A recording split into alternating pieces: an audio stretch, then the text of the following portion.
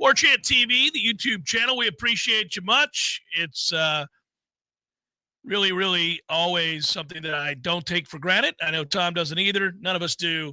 It's a great job that we have, and it's only possible because we have supporters like you guys. So thanks for doing it. And hello to everybody in the chat.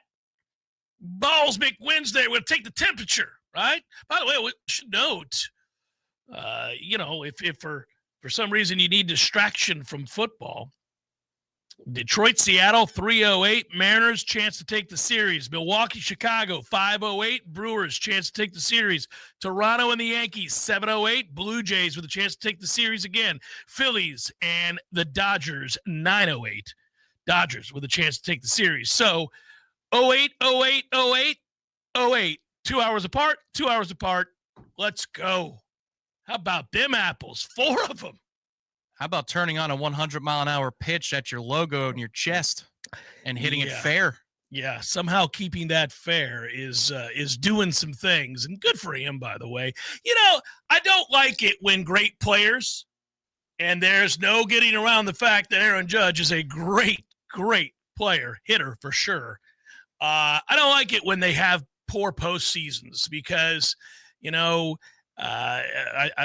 people say it's true. We have poor complexities. The brain doesn't like certain things to be complex, such as small data points, sample size, those kinds of things. They once blamed Ted Williams for only hitting 200 in the World Series. He played in one right after he got back from the war. He was in one. And they're like, oh, well, But this has been a rough run until now for Mr. Judge, and he has put it to bed. He has put it to bed. That's the end of that. Man, has he been awesome in this postseason, and trailing in an elimination game and going on a rampage is one way to shake the label. Ripping that single in the first, smashed a double in the third, hits a home run off the left field foul pole in the fourth when you're trailing 6-3 and it's getting away from you. He's not a great defender, but he made a great catch. In the outfield, scored the final run of the game after drawing an intentional walk, scoring on a sac fly. Like he, did all the things that stars have to do to get a win. He's hitting .636 in the series. So that's going to work. That, too, is a small sample size, but if you're going to use it, you see what I'm saying? Doing some things. It's good for him. I'm not rooting for the Yankees, but I like Aaron Judge just fine. He's a great player, and I don't like it when great players have the back of their baseball card besmirched because of small sample sizes in the postseason. I don't like it for any player, especially as long as they're good guys. And by all accounts, he seems to be a good enough guy. But he is a mountain of a man, and when you get that shot from behind home plate with the helmet cam for the umpire, that is incredible. First of all, how big he is. Secondly, where that ball was, as you pointed out. And then to keep it fair, how strong you have to be. It's unbelievable. Never been done in the era of StatCast. Never. Yeah, pretty silly. Also, it's the first home run he's hit on a pitch out of the zone since August of 24. He's really good at not swinging a pitch out of the zone. That's why his ops is, through the roof. Yeah, it's on another planet. Yeah. Switch gears straight to the one that we start most shows with. Let's gauge the temperature of Florida State fandom and belief and thought of where we're at right now with this program and this game on Saturday. Everybody, I think, right now that watched the presser today is in Shinergate mode. What the hell is going on with that? That's what's the chat already. He didn't say, did he? No, he did not. He did not acknowledge it. So we move on. We look to see how he responds. It's funny because here's the thing. You could get a black eye. And for those that don't know, Mike Norvell has a black eye. Let's just say it. Hashtag Shinergate. Yeah. Mike Norvell has a black eye. And, when you give a press conference and you're sitting there talking or you have a media availability and you got a black eye, it's the elephant in the room. Everybody's like, my man's got a black eye. What happened here? It didn't take long for the company slack. Mike has a shiner. Yeah, so it can happen a lot of different ways. You could turn the corner and a little too swiftly, pow! Could it be a fight? Could it be a player bumped into him? Happens all the time to coaches where they get lit up by a player on a play. they're turning the wrong direction, whatever it might be. Who knows? We don't know. He did not address it. I think the brain immediately, especially after back-to-back losses, goes to the salacious. You're like, well, it's getting intense in there, gang. People are fed up. But I don't think that's it. I wonder if it was as simple as he busted ass on the tread. Like, he's an early morning run guy. Before everything gets going, could he have just busted ass on the tread? Certainly possible. Slipped, something like that. Did he drop a weight? That's careless if he did, but did he? I don't know. It would certainly isn't a car accident. We would have heard about that. Well, I look, at the end of the day, it doesn't do you any good. You're not going to know unless it's addressed or it was brought up by somebody involved in the situation, if there's a fight or anything like that. I mean, people are going to speculate. Of course they are. I have no idea. This is where the PR firm would get out in front of it. You can't hide it. Yeah, I think the PR firm would get out in front of this as I fix my camera here. Short of him walking out there like Ryan Fitzpatrick doing the Conor McGregor thing. Remember that when he put the sunglasses on? Yeah.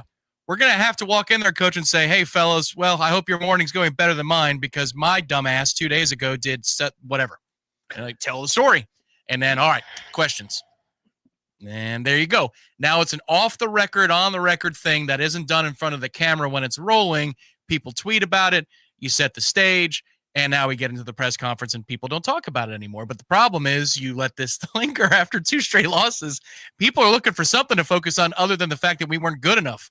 So they're going to focus on the shiner. Kyle writes, fight if he didn't address it 100. And here we go. Well, with whom? Mark Sanchez, according to Live Spectator. Yeah. I mean, with whom? Who's he fighting with? I mean, I'm going to guess we can have a fun little show here. Let's put the percentages of the guy he's most likely to have been in a fight with. He suggested to Gus he wants to go new school. Excuse me. Gus ain't swinging on anybody. You want to go to new school? I don't think no, he threw a coffee cup at him, but or the Yeti. He threw a coffee Yeti at him. I could have just told him to go get him one. That's right. You go get there you go. Got to think faster than that, son. What an opportunity for Mike Norvell to get past this black eye with a big victory this Saturday against Pitt when we kick it off at noon.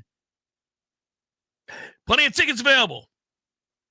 If I were doing Noel Dad, if I were doing the spiel, the shtick that is sports talk radio for some, then I would, it would be a poll question. How did Mike Norvell get his black eye? And then we would give you choices based on whatever Tom and I had come up with before the show to be titillating. You know, fight with Tony White, fight with Gus Malzahn, fight with, I don't know, a player. Can't imagine it'd be that. That player would have already been removed. Maybe they went live in 11 on 11. He says, if we don't get pressure on this play, you can punch me in the face.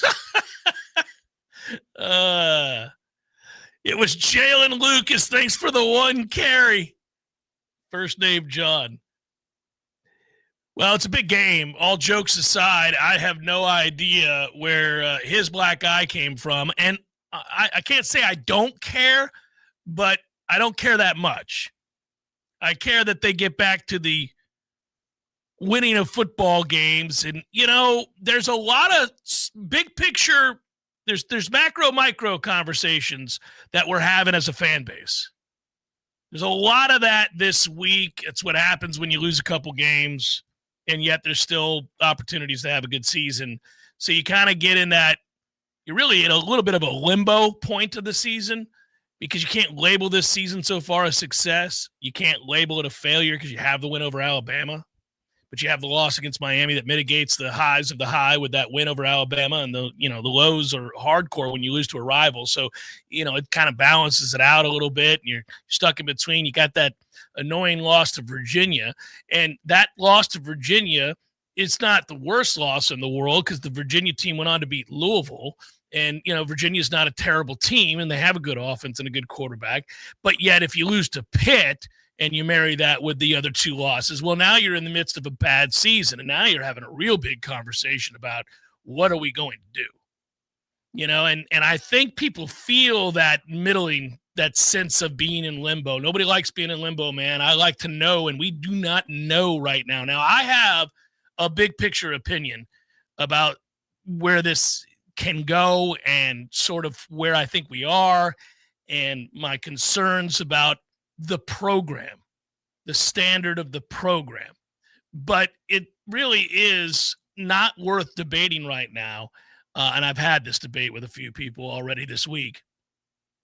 It's not because he's got games to coach and win right now, and they can win the next 3 games. They can be 6-2. The next big inflection point will be, for the larger conversation, will be before the Clemson game and the post the Clemson game. That's the next big referendum on Mike, unless he does something stupid like loses as a double-digit favorite at home to Pitt, or loses as a double-digit favorite on the road against Stanford, or loses as a double-digit favorite at home against Wake Forest off of a bye. Or, you know what I mean? Like, unless something dumb like that happens, we won't be forced to have another referendum. Yeah, agreed. This game this week is very simple. The circumstances of it, outside of being home versus road, I think are going to give you a good idea of where everybody's head's at, where everybody's heart's at, where their gut is. And I'm at peace with that, in that the game's going to kick off. Let's see. Are they the team that in the fourth quarter gave you something to be proud about outside of 28-3? But it was a legitimate silver lining and an indicator that they have it in them to battle more than last year's team did. So does it continue through the week? Because they're going to hear about how bad they are all week. Whereas for the first month of the season, all they heard was how good they are. Do they have it in them to make a statement on Saturday? Do they have it in them to play consistently and play well? If they do, then I think trajectory corrected and you steady the plane and here we go. If they don't, well, then that's an easy answer too. But the circumstances for this game are perfect to test where we are, where he is, how bought in they are. So I look forward to Saturday. We're getting there. We're on the other half of the week now. I feel like once we start the show on Wednesday, it's downhill. Yeah, we're getting through. We're powering through now. I agree with you. So I pull back just to watch, not from an intensity standpoint, not from a passion standpoint as a fan, but I'm pulling back here to say, okay, now what do you do? Because that's 2 in a row. We didn't draw that up after beating Alabama. So how are we going to look? Well, I'll tell you, it is a 2 fingers to my eyes, 2 fingers back to you game. It is. I mean, I think there's a lot of that this week. A lot of, hey, man, watching carefully. I think that you need to see some of the younger players from this last class continue to emerge as potential stars, because I think a lot of focus right now, rightfully so, has been how you've been out-recruited by your rivals in the state. And that was on display Saturday night. And it's why you've had to go to the offense that you're running, which does not have a sophisticated passing game to speak of. And so it's like, all right, well, you made a choice to raise the floor based on this offense. The ceiling's minimized, I think, but you've raised the floor with what you can do with Gus's offense and how you can kind of manufacture a run game with it and so forth. But now you got to win games now. You got to go on and get this righted the rest of the way. And it is frustrating, but it doesn't have to be the end of the season. You could go on to have success this year. They do need to play well. We'll see. I mean, it's not enough. I think in the eyes of many, it's not going to be enough to be out here fighting your ass off to win 27-24 over some of these teams over the next 3 weeks. I mean, you've got teams that you're going to be, from a talent standpoint, much better than. And if you're fighting with the average teams of this league, then you join them immediately in the larger conversation. And nobody who cares about Florida State wants to be average in the ACC and thinks that that's an okay standard to live up to. So again, that's we're watching very closely right now. And you got a quarterback who's feeling good about himself after last week. I took time to watch each of his throws against BC. I didn't watch the flow of the offense. The Pitt quarterback. The Pitt quarterback who's coming in here feels good about himself. Mm-hmm. Yeah, because of the performance against BC. And he's got an old school delivery. It looks throwback-ish, but in the parlance of video game football, he holds the button down. It's laser here, laser there, laser everywhere. And if you're falling asleep in coverage, then here it is at maximum velocity going to the guys down the field. They were able to run the ball against BC in a way that I don't think they'll be able to run the ball against us this week. We'll see. But it's just all of these weird things. It has so many of those elements that I think would make me feel better about a resounding win, because it is quasi-mysterious quarterback, a team that has inexplicable losses but is plucky. They'll be physical. It's a nooner. Do you summon your own energy? Because you're going to have to bring it, even though Doak will be whatever it is in terms of crowd level, and it's at home versus on the road, which would be worse. You're still going to have to bring your own energy here. A lot of these context clues, I think, will give us a pretty good idea of what we're working with for the rest of the season, because if they play well on Saturday, they control the game. It's not 27-24. It's not a slop fest, and they win 38-20, something like that. I think we can all exhale and say it's fair to expect resounding wins on the road at Stanford, a good win over Wake, and then you hit the road for Clemson. But if it's sloppy, now you got questions about a lot of things, more than just the X's and O's of the game. You got questions about, are they with it? Are they with you? Are they here? Are they checked in? Well, I don't see indicators that they're checked out. I haven't seen that. Now, we don't see practice, and so that would go a long way in helping evaluate whether or not they're locked in or not. Now, again, don't love seeing the head coach have a black eye out of nowhere. I mean, I don't know what to think about that. This is a silly life. I mean, the other day, I was playing horse in the driveway with my youngest son, and somehow kind of strained my left calf. It's got some bruising. Nobody attacked me. I'm just old. Just a weird thing to have happen. I'm all right. I don't know. He could have stumbled, hit. The timing of it doesn't help him. The timing of it causes the speculation without question. Especially because it just takes 2 seconds when you walk in the room. I mean, if you were the media relations guy, you'd be like, all right, coach, I mean, this isn't a scratch on the arm where you have a giant Band-Aid. It's a black eye. You're doing a press conference. Well, they zoom in on your face in a press conference. You know what's funny? If you want to have some fun with this, I mean, let's do the Jeff Cameron Show PR firm here like we've done for so many years on the air, where there's usually a very sensible, straightforward, candid way to deal with unpleasant situations, in everything from arrests to losses to, divorces or whatever. Normally there's a straightforward way we handle it on the Jeff Cameron Show PR firm, or on the Jeff Cameron Show using the Jeff Cameron Show PR firm. It matters how he got it, Tom. I mean, like the first thing that's going to happen when he walks in to hire us and he's our next client, I require this just like all lawyers do with my client. You got to tell me. You got to tell me the truth. I can't help you if I don't know what happened. I can't help you. It's like if you're a divorce lawyer and somebody comes to you and they want you to represent them in your divorce, you got to know what's at play here. The money. Did you cheat on your spouse? These are things that are going to come up in court. I got to know about them. We got to know a lot of things here. So it doesn't really matter if you did. Is it in electronic form that you did? Is there a text exchange? Can we see? Yeah. So you got to get to the bottom of this, right? So you would say in the moment, all right, Mike, what gives, baby? How'd you get that there shiner?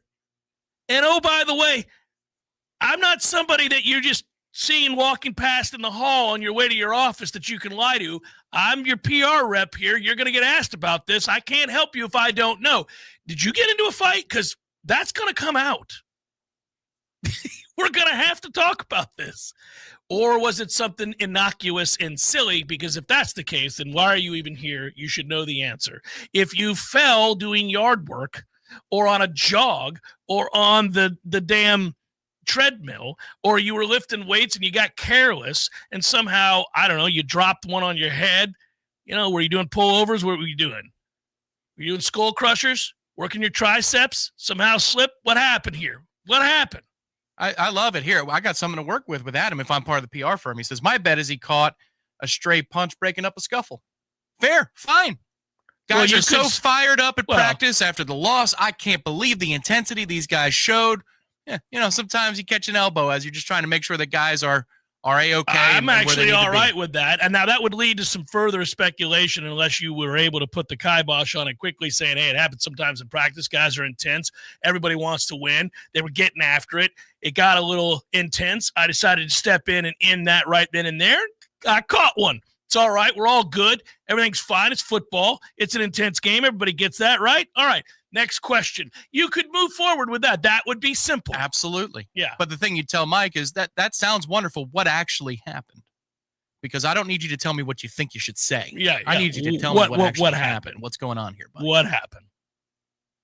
Yeah. Well, so he didn't address it at all, huh? No. I mean, off the record, like we got guys there. I was just wondering if he said anything. Well, that's what I'm saying. That's what it would have been. It would have been before the recorders. Hey, y'all, you can have some laughs at my expense. Please feel free to disseminate it. But here's what happened. I just want to let you guys know before we roll the tape, because obviously we're rolling tape. So at any rate, I know I'm going to be on the 11 o'clock news and all the digital sites with this thing. So anyway, hope you're having a better week than my eye is. All right, questions. Here we go. Great Wednesday, blah, blah, blah, blah, blah. And you're off and running. If you are a sporting guy or gal, we welcome back to the fold Wednesday college football. I am a sporting guy or gal. In this case, guy. You got Missouri State at Middle Tennessee State. That is a 1.5-point spread at Johnny Red Floyd Stadium in Murfreesboro, Tennessee. Liberty at UTEP at the Sun Bowl.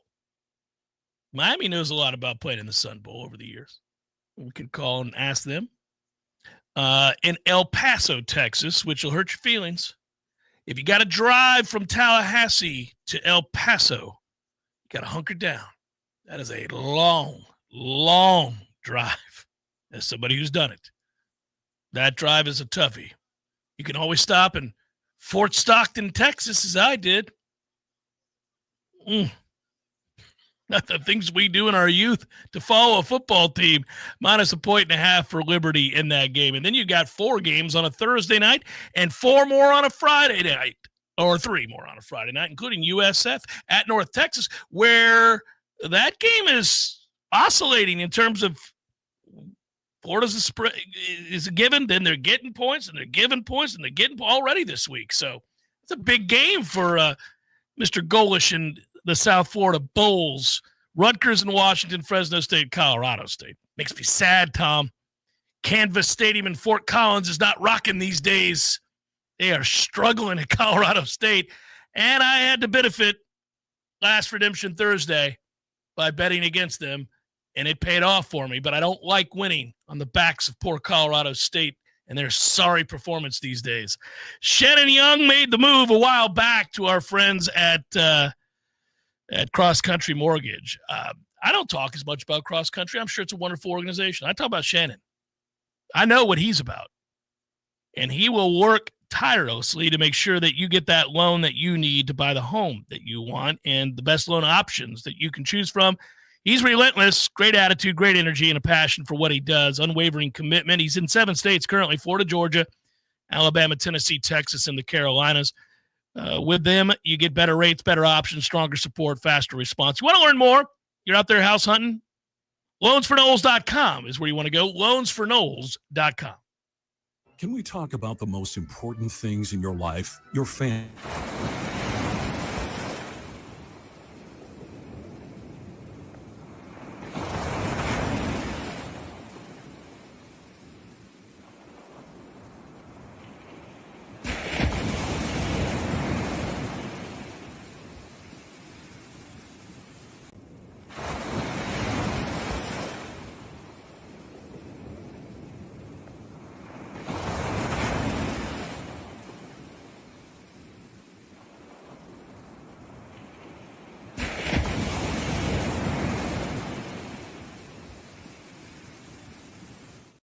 To TonyKellyInc.com to find their full range of HVAC services, including repairs, installations, inspections, and maintenance. TonyKellyInc.com or call 850-385-3774.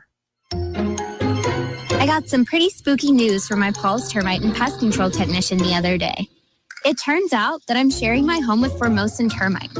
Those little monsters do damage about 4 times faster than the regular termites. Fortunately, Paul's discovered them on a routine general pest service, and they've already turned the Formosans back using an amazing treatment called Centricon.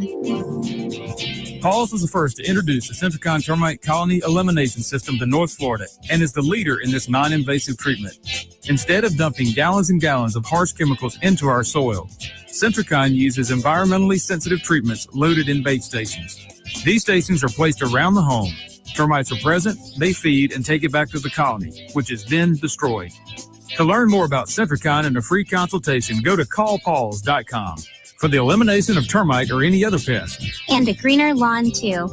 Call Pauls. We'll get them all. Your gutters aren't going to clean themselves, and this October is your one shot to get it done free. Call Gutter Solutions and Waterproofing before the month runs out, and your gutter cleaning costs you absolutely nothing. No obligation, no purchase. Just clean gutters before the next storm rolls in. But hurry, October's ticking away. Go now to guttersolutions.net. That's guttersolutions.net. Or call today. Gutter Solutions and Waterproofing. With us, it's personal. Feeling sluggish? Wake up your body the right way with Vigor. The all-new Vigor Cold Plunge Tub from Hot Spring Spas is now available exclusively at Pinch a Penny Pools and Spas in Tallahassee. Boost circulation, reduce inflammation, sharpen your focus, and more. Elite athletes do it daily, and now you can too. Experience the power of cold therapy in your own home. Come see the Vigor Cold Plunge, available only at Pinch a Penny on Capitol Circle Northeast and Greer Road. If you're looking for the perfect date night spot, treat your special someone to a cozy courtyard dinner at Café de Martín, Tallahassee's hidden gem for authentic Peruvian cuisine. Share a bottle of wine, dive into our sizzling lomo saltado to savory handmade empanadas or our famous chupe de camarones, and fall in love with the flavors of Peru. Visit Café de Martín, where every dish tells a love story. Online at cafedemartin.com. From the championship stage to coaching change and everything in between, Warchant.com remains your home for the best FSU football coverage in the business. Brutally honest columns and features, market-leading multimedia presence across video and podcast, the largest FSU fan community with a staff that combines for over 100 years of experience covering the Noles. When change comes, Warchant.com is your home for analysis from every angle. Warchant.com, your ultimate Seminole sports source. Sign up today. The Jeff Cameron Show is a production of the Warchant.com Multimedia Network. Check out Warchant.com today for the latest news inside Florida State athletics. That's Warchant.com. Now, back to Jeff on Real Talk 93.3. So you're still ranked, and I know that doesn't mean a lot because you had it in your mind that, and we all certainly had our expectations heightened by beating Alabama. But you had it in your mind that maybe you'd be a playoff team when, as before the year began, you thought, all right, well, they won't be a playoff team, but it'd be cool to win 8-9 games. So you can win 8-9 games. I think, obviously, it doesn't feel that way in the wake of a loss that was as convincing as the first 3 quarters of the Miami-Florida State game was. And it doesn't feel that way when you string them together. So when you lose 2 in a row, it's harder to remember what the good vibes you had just 3 weeks ago were, because now you've been mired in the suck for 2 weeks and you are frustrated by it. But you're a healthy favorite, double-digit favorite against Pitt. And if you go out there and dismantle that team and play well, it will take a couple more wins, but you might feel pretty good. And then we'll go back to what I said before, which is the referendum. The next one that will come will be the Clemson game. And you have a chance actually to end up in pretty good graces if you win that game. I don't know what Clemson's going to look like at the time of that game. We'll see. Obviously, they just got done throttling North Carolina, but everybody does. Yeah, you're staring at 9-3 or 10-2 at that point. Yeah, and on the heels of 2-10, you'd say, okay, I'll take that. Again, I bring this phrase up a lot on the show because it is just very true. It's applicable for us in the NFL level, the college level. It's that way in a baseball series in the regular season. You can say, like, you could be confronted with empirical data like, well, we've got 4 injuries at our bullpen right now. We don't have our closer. We don't have our setup man. You know, we're going to throw a starter this weekend that has never started in the rotation. And we're going against the second best offense in the ACC on the road. This is going to be a tough one. And you know it going in. And you lose 2 out of 3, including the getaway day on a Sunday. And that one on Sunday is 11-1. You get pasted. You get run ruled. And you knew going in that your hands were tied behind your back. It was a tough part of the season with the injuries that have mounted. And yet it makes you feel pretty angry. You feel pretty frustrated that you just got, throttled by somebody. And you think, well, we should be impervious to that. But nobody is. And so then on that Monday, I know from your responses in my email inbox, on Twitter, on the message boards, in the chat room, that the same logical people that knew going in that series was going to be very difficult for Florida State to win because of all of the injuries are the same people that are pissed off that it happened, even though they reasoned that it might. And when those losses happen, they affect the way you feel about a player, a coach, and a season. So, Tom, I would argue that if you go 9-3, that before the season, you and I would have said 9-3 would be a nice outcome on the heels of the unmitigated disaster that saw us in real crisis mode. Yeah, it's a firm handshake of a season. It's okay. Yeah. All right. However, if the 9-3 is because you get crushed by Florida in the final regular season game of the year, and you, in essence, got throttled by your 2 in-state rivals whom you had a head start on when they hired their coaches and pissed it all away, you will not be all that happy with 9-3, even though that you reasoned before the year that 9-3 was possible. You will instead say, yeah, 9-3, but it turns out the Alabama win was a fluke and they righted their season, went on to be good. We didn't, and we got killed by the 2 in-state rivals. So who'd we really beat? A bad Clemson team? That's how that conversation would go, because you're so far removed from the way the euphoria you felt when you beat Alabama in week 1. That's fair, and I think there will be that part of all of us if that's exactly the way it goes down. But I vow today that on that Monday, I'll call it a successful season. There are degrees. There's an extent to there which are we can degrees by which, success. yes, and I think that's the thing. There's nuance to this because it is a successful season if they go 9-3 after going 2-10. But it is also reasonable to be pissed that you're so far behind your rivals if it happens. Sure. Yeah, there's the baby step thing that we needed to do, and then there's the, well, why are we having to take a baby step question, which was like the entire year before we got to the kickoff. It was the first game. Yeah. It was all we talked about. Mm-hmm. It was like, I hate that we have to do this again. Yeah. Start with the over same again. coach, right. Yes. but we're going to have to do this. Yeah. That there's that part of it for sure. But it would be successful. I mean, that would be not 9-3. Any way you slice it, any way you arrive at 9-3, especially from where we are today, would be successful. And right now, if you're looking at success or failure in this season, you're still on the success side of the chart. But this weekend is about, you still with us? Everybody good? You're holding your hand out. Take my hand. We okay?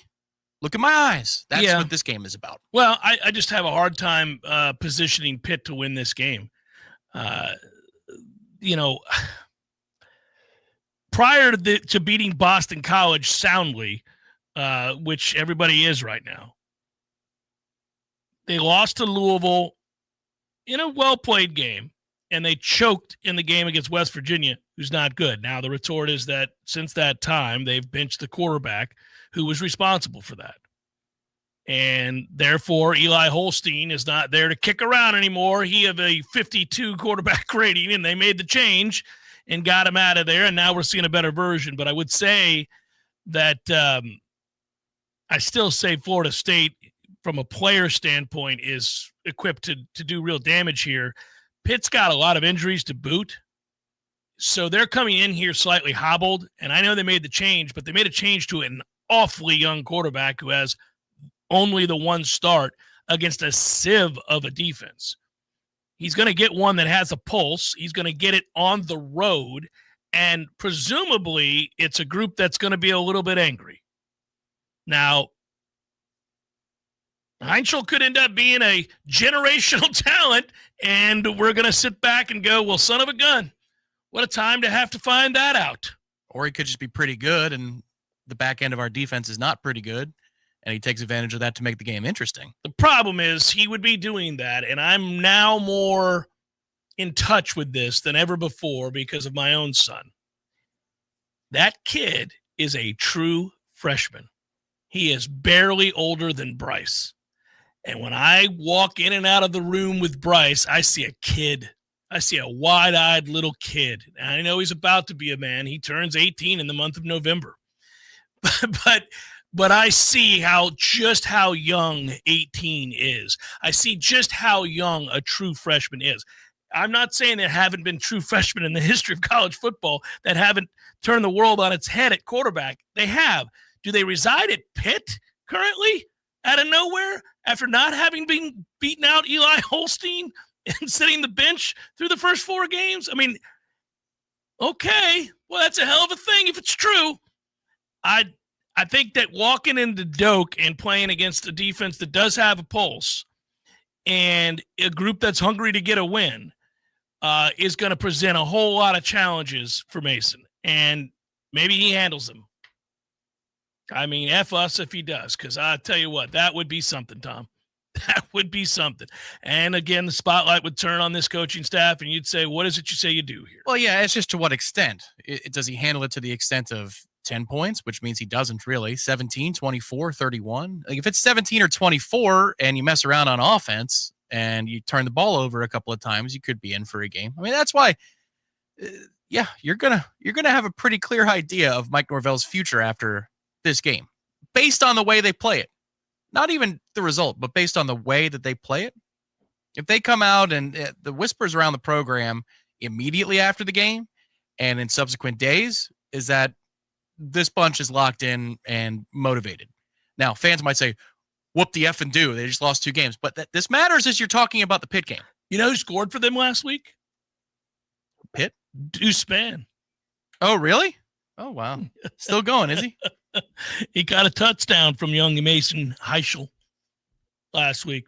Oh, I can just picture it now. Oh, the Deuce is running free down the sideline. Well, that's the thing. I mean, come on. You know, my preseason broken record take was I was worried about safety play. That Miami game really was. I think those were the nightmares I was having. It must have been a future occurrence. I picture Deuce Spann streaking down the side.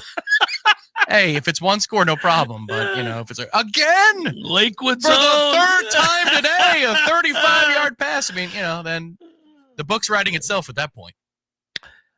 Found out yesterday from my good buddy Don at Tried and True Consulting, yet another business has signed on here in Tallahassee and another in Thomasville. It is happening.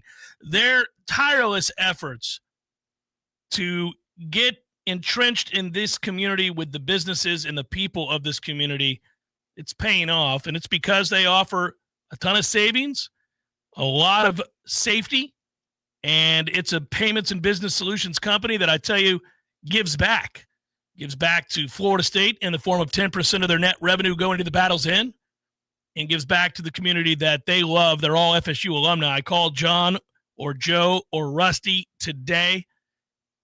844-464-6653. Scan that QR code, baby. Make it happen. Jeff Cameron, Show 93.3, Real Talk Radio, Warchant TV. This is meteorologist Paul Trombley with your Real Talk 93.3 weather update. Sunshine mixed with clouds at times this afternoon with daytime highs approaching 89. Northeast winds 5 to 10 miles per hour. Partly cloudy skies again tonight. Slight chance of thunderstorms. Lows level off around 71. Slight chance for storms tomorrow. Highs around 84, partly cloudy skies. This report is brought to you by The Lawn Johns. For all your landscaping and lawn care needs, visit thelawnjohns.com. Right now, 86. Some men follow the crowd. Others take the long way, the wayward way. At thewaywardgent.com, we've curated the gear, gadgets, and grit every respectable man needs, from the fairway to the fire pit. We've identified the top-rated Amazon finds, so you don't have to. No fluff, just the good stuff. Visit thewaywardgent.com for the man who's not afraid to live a little off course. Thewaywardgent.com.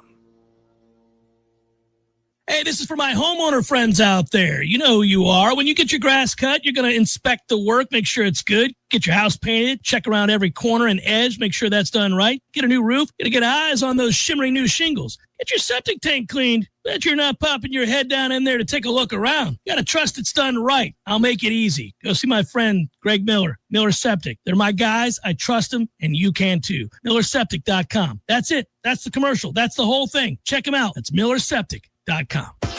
Your business doesn't stop, and neither does IOI's.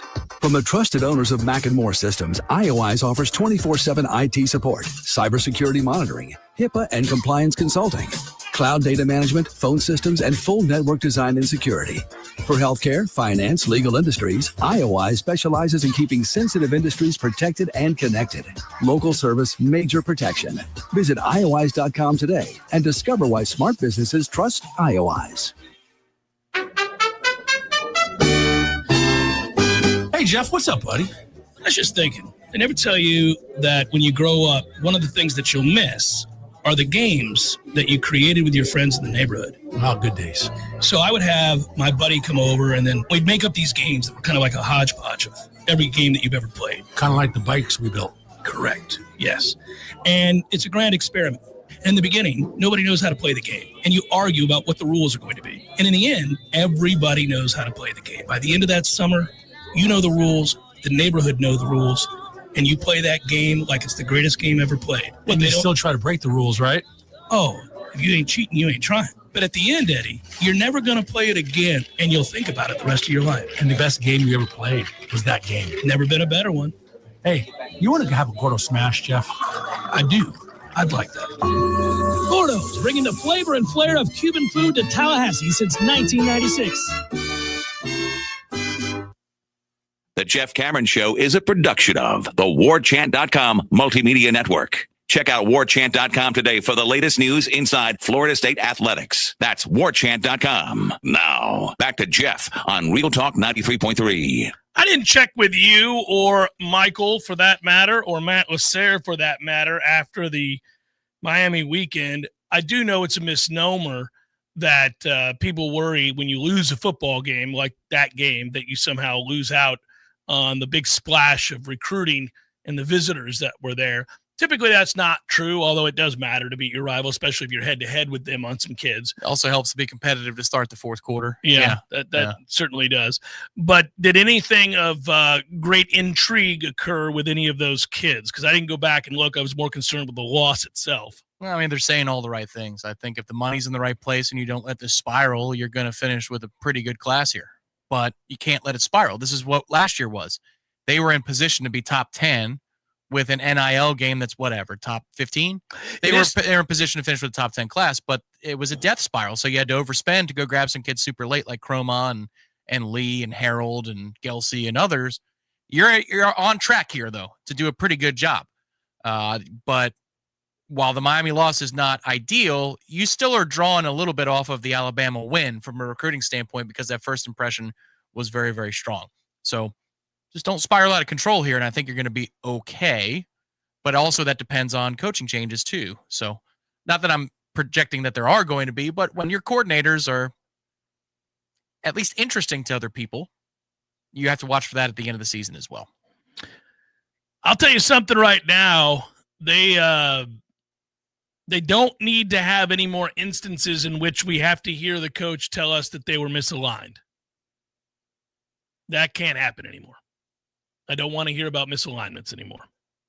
You know, we addressed this after the Virginia game, and then we had to hear it again after this game. It happened after the Bama game. So, you know, again, when you're talking about a coach saying that somebody was supposed to be lined up 10 yards off the ball and they were only at 7.5 yards, and that allowed the receiver to gain too much of an advantage, well, why? And that kid may need to sit because that can't happen anymore. We're come on now. You fix the alignment issues after you've addressed them and talked about them, seen them on film, coached them up, told them about it, those kinds of things. There is some confusion. It is year one with the new coordinator. I'm kind of stuck between allowing for that, but then also being frustrated by it, knowing that it's been addressed more than once. And why is it a in perpetuity type of problem? At some point, that has to be remedied. We'll see. The only thing I take from that fourth quarter, you referenced it a moment ago, it helped to be engaged in that fourth quarter. The only thing I take from that is that they are engaged and they do care and they aren't going to quit and they're not like their predecessors from the season before. That's good. That's really the only thing I take. I don't take the plays by Tommy as a sign that he's going to come around and start playing more consistently or better. I don't look at it and say that the offense was able to produce when it had to produce in the fourth quarter once it was down 28-3, because I think the reasons for that are nebulous to say the least. Like, I think some of those looked like playground plays in which a guy just ran around, made plays while somebody else laid back. It didn't look like the same offense that we like to run. It wasn't within the context of the offense. And I think there's plenty of fight with all those guys. And that includes Tommy, who I don't think will ever lay down. I think he's a fighter. But I never questioned that going in. I didn't question that before that game. I think he's not playing real well right now. But I think I'm not worried about whether or not they'll fight. It's just a matter of whether or not they can stay within touch of the teams they play, because in essence, they're an option offense that can't throw the football when they have to throw the football. So better not get too far behind. Well, I think that's also part of it, that he can't with consistency. It's part of your personnel.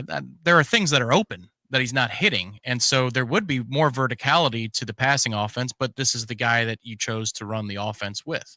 And these are the trade-offs that you get with Tommy. And Tommy's bad games look like those of a volume shooter in basketball. Like, he's still going to get to the point.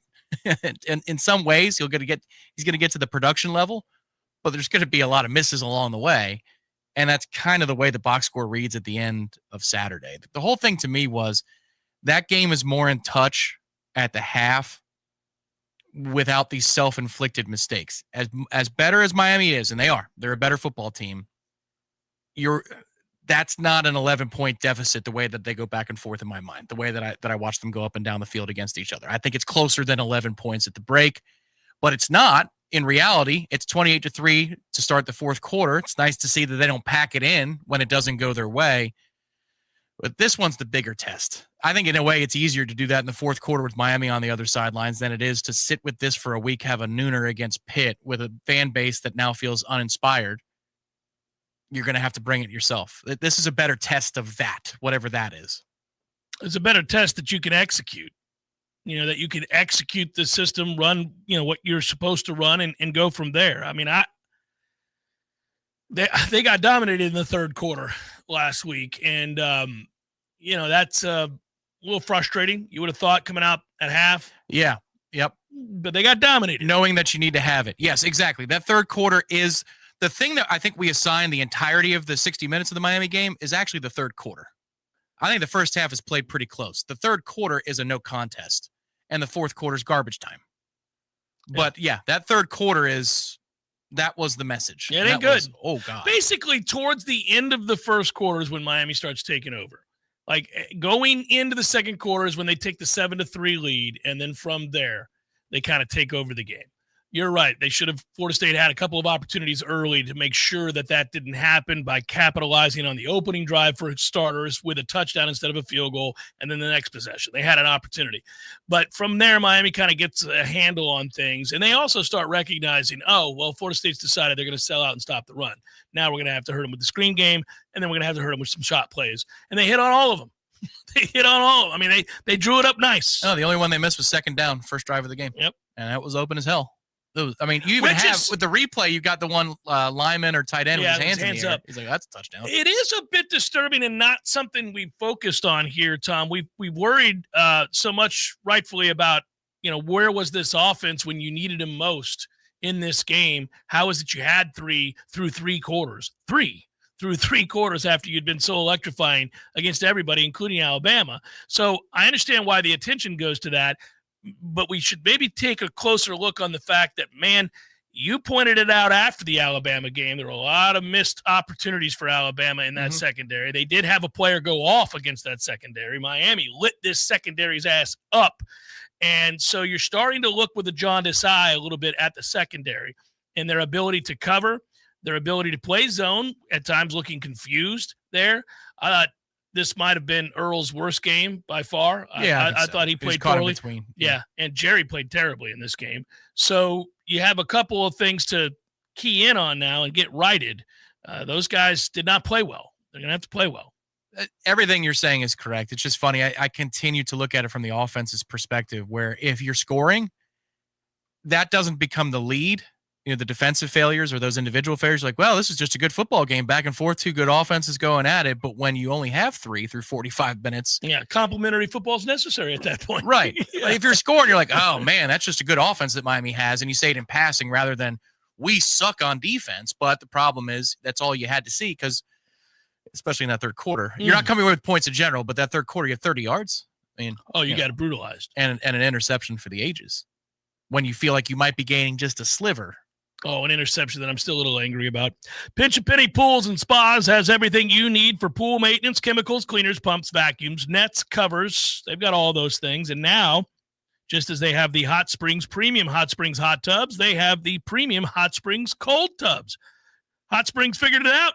They said, hey, man, there's health benefits to this cold plunging thing. Let's do this. We already make the best hot tubs. Let's make some cold plunge tubs. They did, and they're located at Pinch A Penny Pools and Spas off of Greer Road. You can go to the show room there and see all of these glorious tubs of which I speak, and you can afford them to boot. They make it easy for you. Pinch A Penny Pools and Spas. If you're ready to relax, they're ready to show you how. Hour number 2 forthcoming. Stay with Jeff Cameron Show, 93.3 Real Talk Radio and Warchant TV.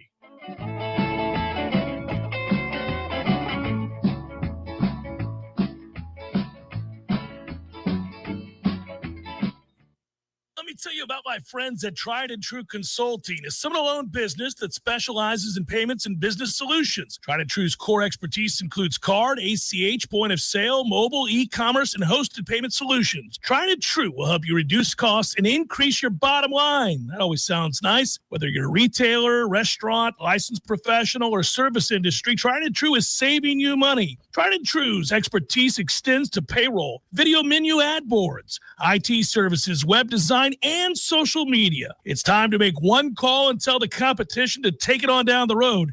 Call Don or Joe today at 844-464-6653. That's 844-464-6653. When you do business with Tried and True, they contribute 10% of the net revenue to the battle's end. So go Tried and True today. Call 844-464-6653. Go custom with your window coverings with help from Budget Blinds of Tallahassee. Budget Blinds brings their showroom to your home with dozens of color and pattern choices. Just tell them what you love and they'll make it happen. From designing custom draperies and Roman shades to color matching your blinds and shutters. I'm Gary, the local owner of Budget Blinds Tallahassee, where you get beautiful style and expert service for any budget. Call 668-4835 for a free consultation online at budgetblinds.com/Tallahassee. Barry knows cool. He's keeping you comfortable. Barry knows cool. You can put him to the test. Barry knows heating and air conditioning. Keeping you comfortable is what Barry does best. No matter how busy life gets, your home is the place where your family and friends show you they care and celebrate with you. That's why the professionals at Barano Heating and Air Conditioning always make sure your home is comfortable. Just like those who matter to you most, Barano will always be there for you. This is Tyler from Barano Heating and Air. Now you can schedule an appointment, purchase or renew your service agreement, or pay your bill from your mobile device. Any day, anytime, anywhere. When you turn to the experts at Carrier and Barano Heating and Air. Online at baranoac.com. Florida license number CAC 1816186. Barry knows heating and air conditioning.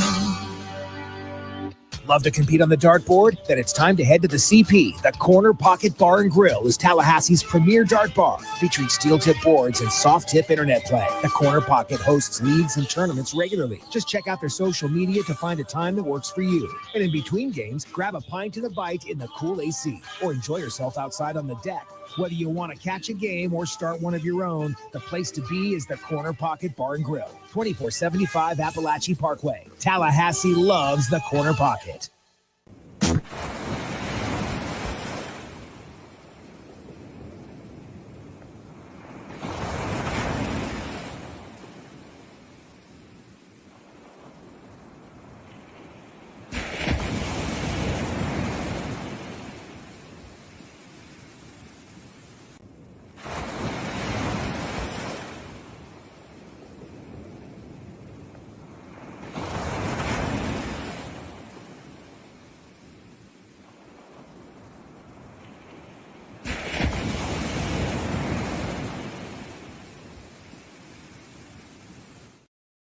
Jaguars are getting ready for a game against Seattle coming up on Sunday. Also this weekend, the Buccaneers play host to San Francisco, while the Dolphins are going to host the Chargers. Looking ahead to the weekend in college football, Florida State on Saturday. They take on Pitt. Florida's got a game against Texas A&M. Central Florida plays at Cincinnati. South Florida on Friday plays at North Texas. This Sports Flash is presented by Progressive. Bundle auto and home, renters, or condo insurance and save with Progressive. I'm Matt Pauley on Real Talk 93.3.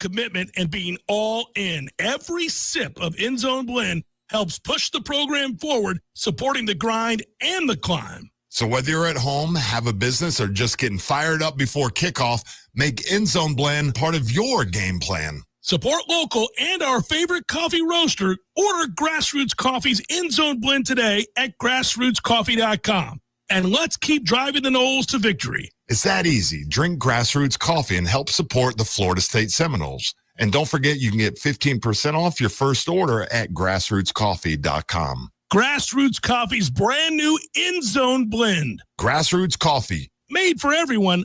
Loved everywhere. Here's the cold, hard truth. Your body needs more than you're giving it to stay healthy. And now it's easier than ever with Vigor, the all-new cold plunge tub from Hot Spring Spas. Available only at Pinch a Penny Pools and Spas in Tallahassee. Cold plunges reduce muscle soreness, boost mood, improve sleep, and so much more. It's not just a trend, it's science-backed wellness. And now you can have it in your own home. Ready to feel alive again? Pinch a Penny has the exclusive home use solution. Visit us on Capitol Circle Northeast and take the plunge. Pay-per-view fights can ring up big bills, especially since in the Octagon there is one every few weeks. That's why the 7th Hill Tap Room right downstairs from Corner Pocket Bar and Grill carries every single fight. Plus, unlike most pay-per-view bars, there's no cover charge. And drink specials too, like $3 select domestic beers and more. And if you enjoy international soccer, 7th Hill opens early. $2 mimosas on Sundays, anyone? The 7th Hill Tap Room, 2475 Appalachia Parkway. Just downstairs from Corner Pocket Bar and Grill. Hey, are you ready to raise your glass? Because on Saturday, October 25th, the Thomasville Brew Fest is back, bigger and better than ever. General admission to the beer garden opens at 1 with the fun flowing till 5. 1 in early? Then snag a VIP ticket for exclusive early access to unlimited tastings. And don't miss the Vendor Village starting at 11. Open to everyone, no ticket required for that. This year, enjoy even more breweries than last year. Live music, food trucks, and shopping with local small businesses. VIP ticket holders get the ultimate experience. Early tastings, swag bags packed with goodies, and catered food from local favorites. Tickets are now on sale at Eventbrite. Just search Thomasville Brewfest. And don't forget, use the code RADIO at checkout to save. Thomasville Brewfest. Sip, savor, and celebrate local flavor.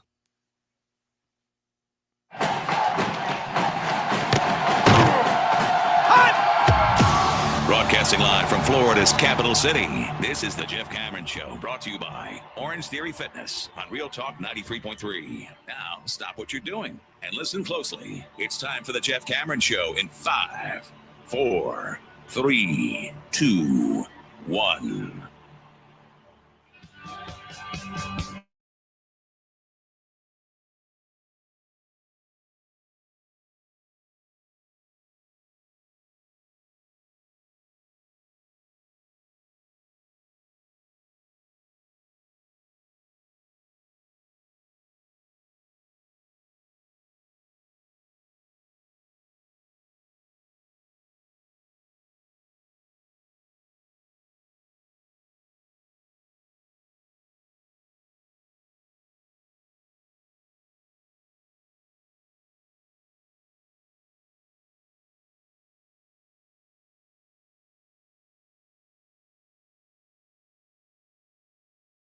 Owned and operated radio station.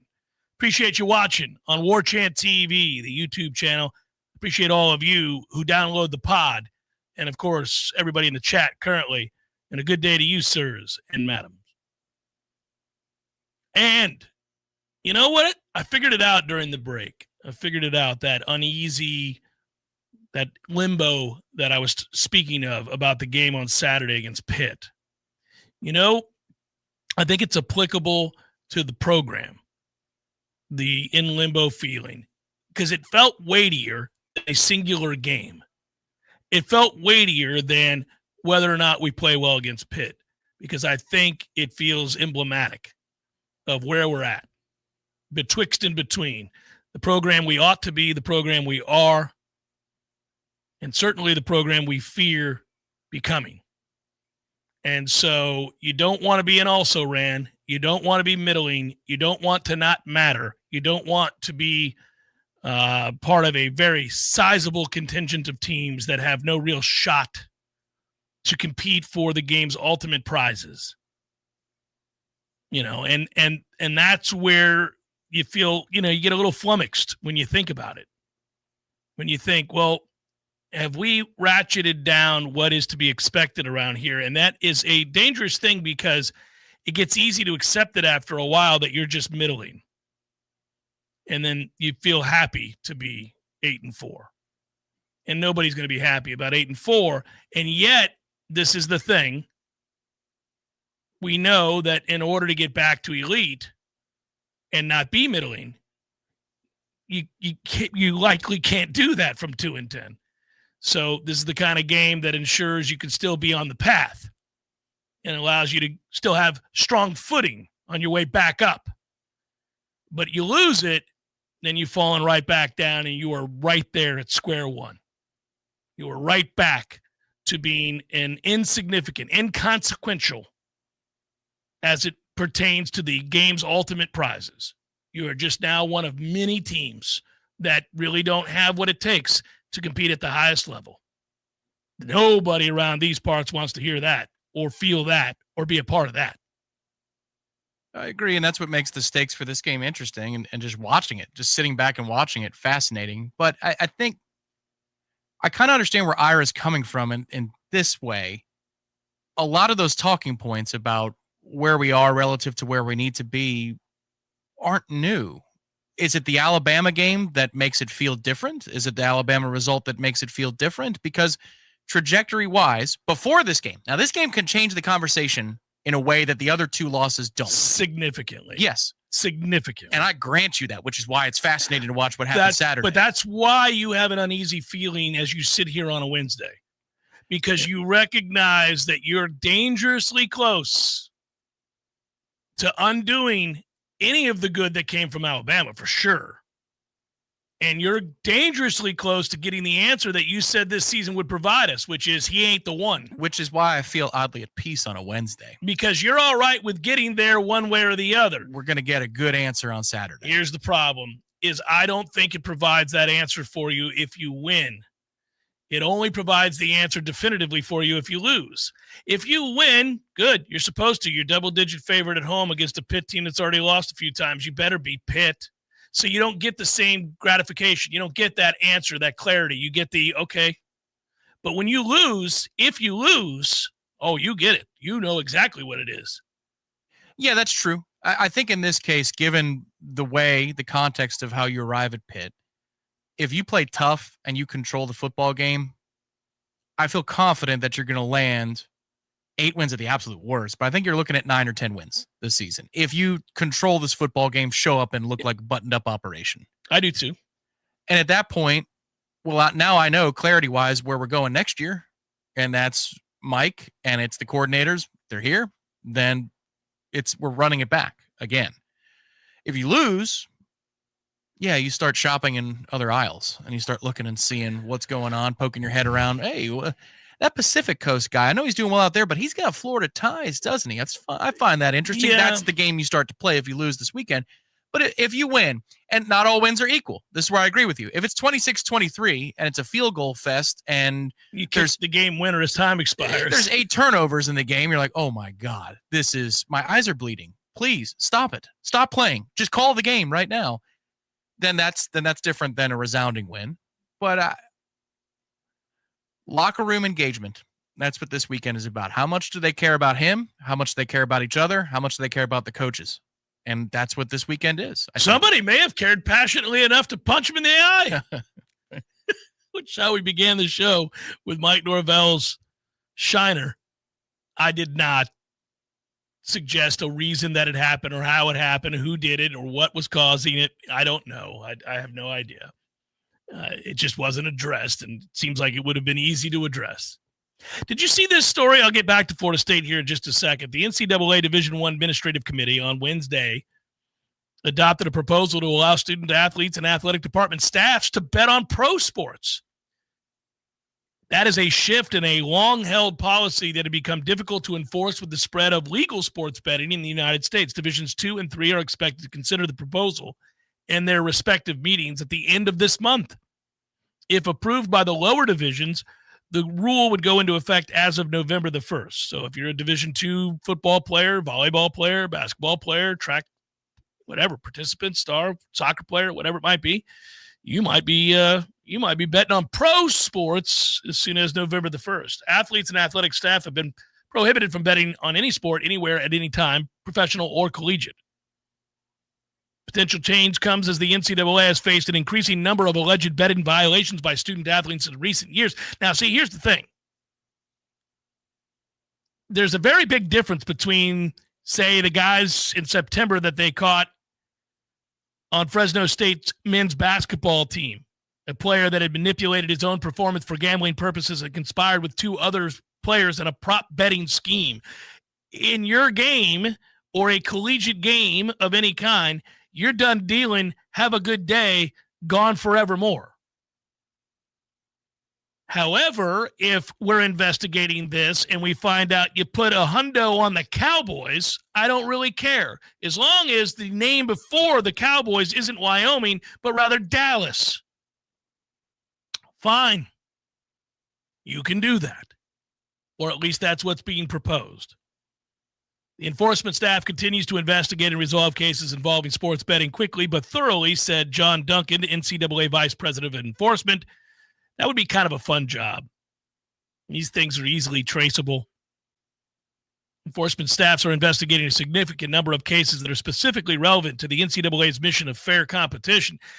What they're finding more and more, and this does cause one to breathe a sigh of relief, for the most part, when they catch student athletes gambling, they're gambling on professional sports. They're betting on their favorite NFL team, their favorite baseball team, their favorite basketball team in the NBA. They're betting on props. LeBron's going to score 25 or more tonight. They're betting on those kinds of things. And because of that, they're saying, well, now what are we going to do here? It's legal in almost all 50 states, and they're not betting on their own teams. They're not affecting the games that they're participating in. All right, well, you know what? We'll fix this and grandfather this in. You can go ahead and bet on, like anybody else, Monday Night Football you want.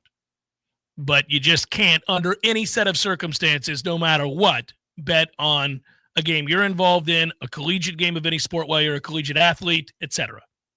That's what they're going for now. NCAA officials have emphasized that the rule change is not necessarily an endorsement, and they remain concerned with the risks associated with all forms of gambling. But it was supported by the Division I Student Athlete Advisory Committee. And this sounds an awful lot like, Tom, and I'll read you a quote to prove my point. It's sort of like the sex discussion parents have with kids, teachers have with students in high school and in middle school. It's the classic, only abstinence can guarantee that you will not get pregnant. However, we have free condoms. This is a little bit of that. It's sort of the, we don't endorse the gambling. Now, if you're going to gamble, pro sports are the condoms for this example. We can't keep you from doing it. Didn't think I'd catch that comparison today, but fair, and it makes total sense. Everybody has a tip too, so I could see where they'd say, well, the collegiate athlete might be a teammate of a guy who's a rookie in the pros, and the rookie in the pros is like, hey man, guess what? We're down 2. But you can't play that game. No. You let them bet.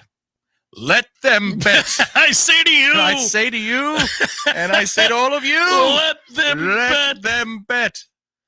And it's impossible. How much you're going to waste all your time as a. You're like, oh, what'd you find out, Bob? That you spent 18 hours there in San Jose. What'd you figure out? He bet $5 on the Knicks over.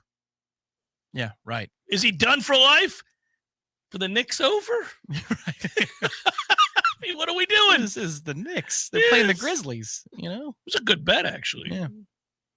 The Grizzlies still around? Oh, yeah. They are? Memphis. Yes. Yeah, Memphis. Yeah. Still around. This would be kind of cool. I wouldn't do it, but I'd love to be in a position to do it. The Stanford football program received a $50 million gift from a former player. I would have gone, is that you, Andrew Luck? I mean, what are we doing here? How did that happen?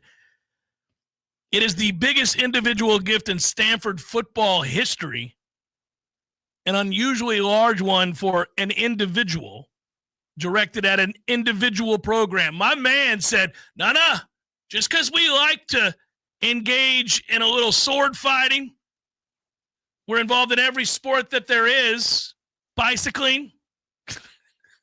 There is, I know it's called fencing. You know, synchronized swimming, beach volleyball, all the things. It's why we win the Sears Trophy or whatever it is now. Are you laughing about the sword fighting? No, I'm laughing about synchronized swimming. All the things. Look, the coach comes to the athletic director's office. We have to get Abby and Labby. Okay. You should see the way they kick their legs in the water. I haven't seen an 11-year-old act like this. We have to lock him down now. You don't understand what's coming competition-wise. Yeah. We need Abby and Labby. Well, how much is it going to cost? $300,000 for Abby and Labby. You like winning the Sears Trophy every year? So the part that makes me laugh is that this guy, and his name is Bradford Freeman, a former Stanford football player who graduated from the school in 1964 and has been a huge donor for Stanford for many decades now. Why can't he be Dari Noka's replacement? Listen to that name. Bradford Freeman. Bradford is clearly tired of his Cardinal sucking ass. He has decided no more. And don't give my money to the tennis team. I don't care that John McEnroe played here. Do not give my money to the golf team. I don't care that Tiger Woods played here. I want my money to go to this godforsaken, sorry-ass football program that loses every year. Here's $50 million. Now, Andrew, go make it happen. And loosen up those academic standards. Because we ain't beating nobody with these things. The quote reads as follows. By the way, they went 3-9 a year ago, and 3-9 the year before that, and 3-9 the year before that, and 3-9 the year before that. Ouch, said Bradford. At least we finished ahead of Florida State last year in the ACC. They are currently trending poorly, and Bradford said enough is enough. Quote, with Brad's incredible gift, we are positioned to win on the field and build a bridge to a sustainable future of Stanford football, said Andrew Luck. The ability to support our players through new scholarships and institutional NIL will reinforce Stanford as the preeminent place in the country to be a football scholar athlete. The gift is a adrenaline shot to the tenure of Andrew Luck, who has been the GM since November, with a fundraising key being a major aspect of the job. So Andrew, who I ran into in Charlotte, was nice enough. Certainly didn't know me from Adam, but I picked his brain about a few things in the world of college football, and he was amenable to it. Andrew has been fundraising, much the way that our own Luke Laux has been fundraising. So it's a hell of a thing that when you hit the ground running and you say to the powers that be, who do you think I need to talk to first, and who do you think is going to write that check? Well, you need to see Bradford. We're tired of this. I mean, damn it, every game. I mean, we've gone 3-9, 3-9, 3-9, 3-9, and after every one of those 3-9 seasons, and really week to week, we hear from Bradford, it's just getting too much. Andrew, go hit up Bradford. Come to think of it, Bradford has 3 of your jerseys from your junior season because he thought it would be your last and you wouldn't come back for your senior season. And they're all framed in his office right now. This is a home run. Run, don't walk. Stanford will honor the gift by naming both a tunnel and a gate at Stanford Stadium after Freeman, who was given a wide variety of gifts to both Stanford Athletics and the university. In '88, Freeman endowed the nation's first head coach position. The title is known as the Bradford M. Freeman Director of Football. Bradford he's also a former trustee for the school. He served on numerous advisory boards. He is all things, all-time Stanford, and now he's $50 million in. We'll see if they win some football games. Bradford Freeman has 4 assistants, and you really have to know the right one in order to get Bradford to do anything. But he's got 4 levels that you've got to get through in order to be able to speak to Bradford. One of them has an earpiece at all times. Man, imagine the ability to sit down and say, all right, I'm about done with this. We need to win. Here you go, coach. Here's $50 million. I won't miss it. Use it wisely. I'll see you on Saturdays. You can bet that. Well, yeah. And tell me yes to everything I asked for. Well, hell yeah. And they will.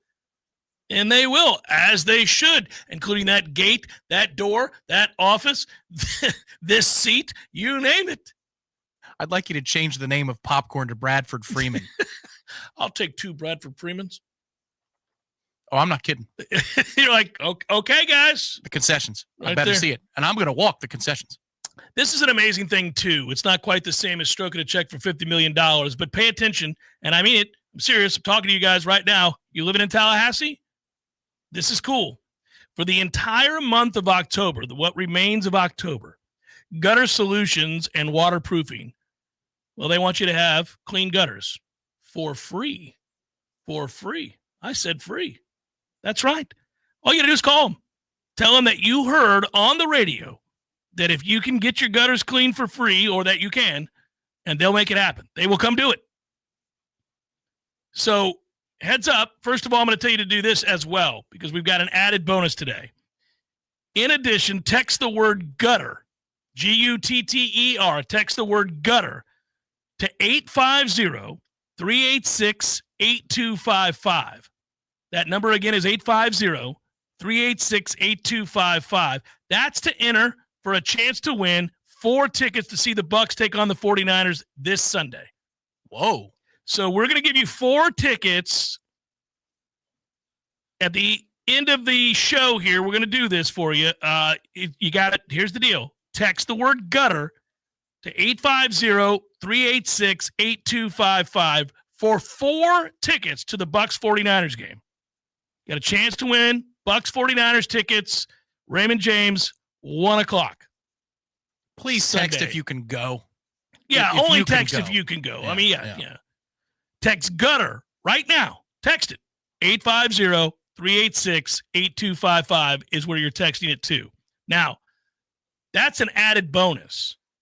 The other part is just you calling Gutter Solutions anytime in the month of October for free gutter cleaning. No obligation, no costs, no surprises. It's just a free gutter cleaning if you live in Tallahassee. That's absurd in a good way. It's insane. Call Gutter Solutions anytime. Like, I'd do it now. I'm on the air, or I'd do it. Get your ass over there and clean my gutters. Let's go, Gutter Solutions. Have you done your gutters? I have recently. I'm mad that I did them. Too many pine needles, Tom. I had to get the pine needles out of there. Seasons are changing. The pine needles, even though it's 90 today. Call Gutter Solutions anytime this month, and if you call them, you can get a free gutter cleaning, no obligation, no cost, no surprises, just free gutter cleaning. Let them know. You heard it on the Jeff Cameron Show, heard it on 93.3 FM, and it'll happen for you for free. But the gutter thing that you got to text, that's for the Bucs tickets. Jeff Cameron Show, 93.3 Real Talk Radio, Warchant TV.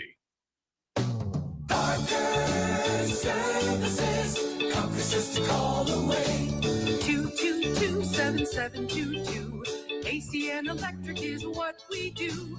Service, repairs, and installation too.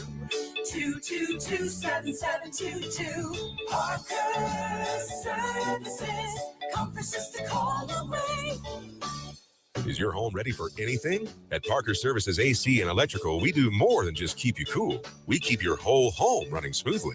From AC maintenance and duct cleanings to whole home generator installations, we've got everything you need for comfort and reliability. Join our Peak Performance membership to keep your HVAC system in top shape and catch issues before they turn into costly repairs. And with a reliable generator, you'll never be left in the dark again. Call Parker Services today, where comfort is just a call away. Parker Services. Comfort's just a call away. Florida license number CMC 050334 and EC 1301240. Can we talk about the most important things in your life, your family, your friends, your home, and enjoying the time you spend together? You sure don't want to have to think about whether everybody's going to be comfortable. You want Tony Kelly to make sure everybody's comfortable. That's what Tony Kelly does, and that's what's most important for the entire Tony Kelly team. Their prompt, professional service and attention to detail, they're famous for it. Focus on what's most important to you and let Tony Kelly Heating and Air keep everybody comfortable. Stay comfortable and stay focused on the most important things with Tony Kelly Heating and Air, committed to serving you and your family with exceptional service, skilled technicians, and reliable high-quality work. Go to TonyKellyInc.com to find their full range of HVAC services, including repairs, installations, inspections, and maintenance. TonyKellyInc.com or call 850-385-3774. Craving something different? Discover the bold and surprising flavors of Peru at Café de Martín. From sizzling lomo saltado to savory handmade empanadas, every dish is made with heart, history, and soul. Crafted by classically trained Chef Martín himself. It's not just food. It's a trip to Peru without the plane ticket. Swing by Café de Martín today and taste the tradition. Café de Martín. Authentic Peruvian. Right around the corner.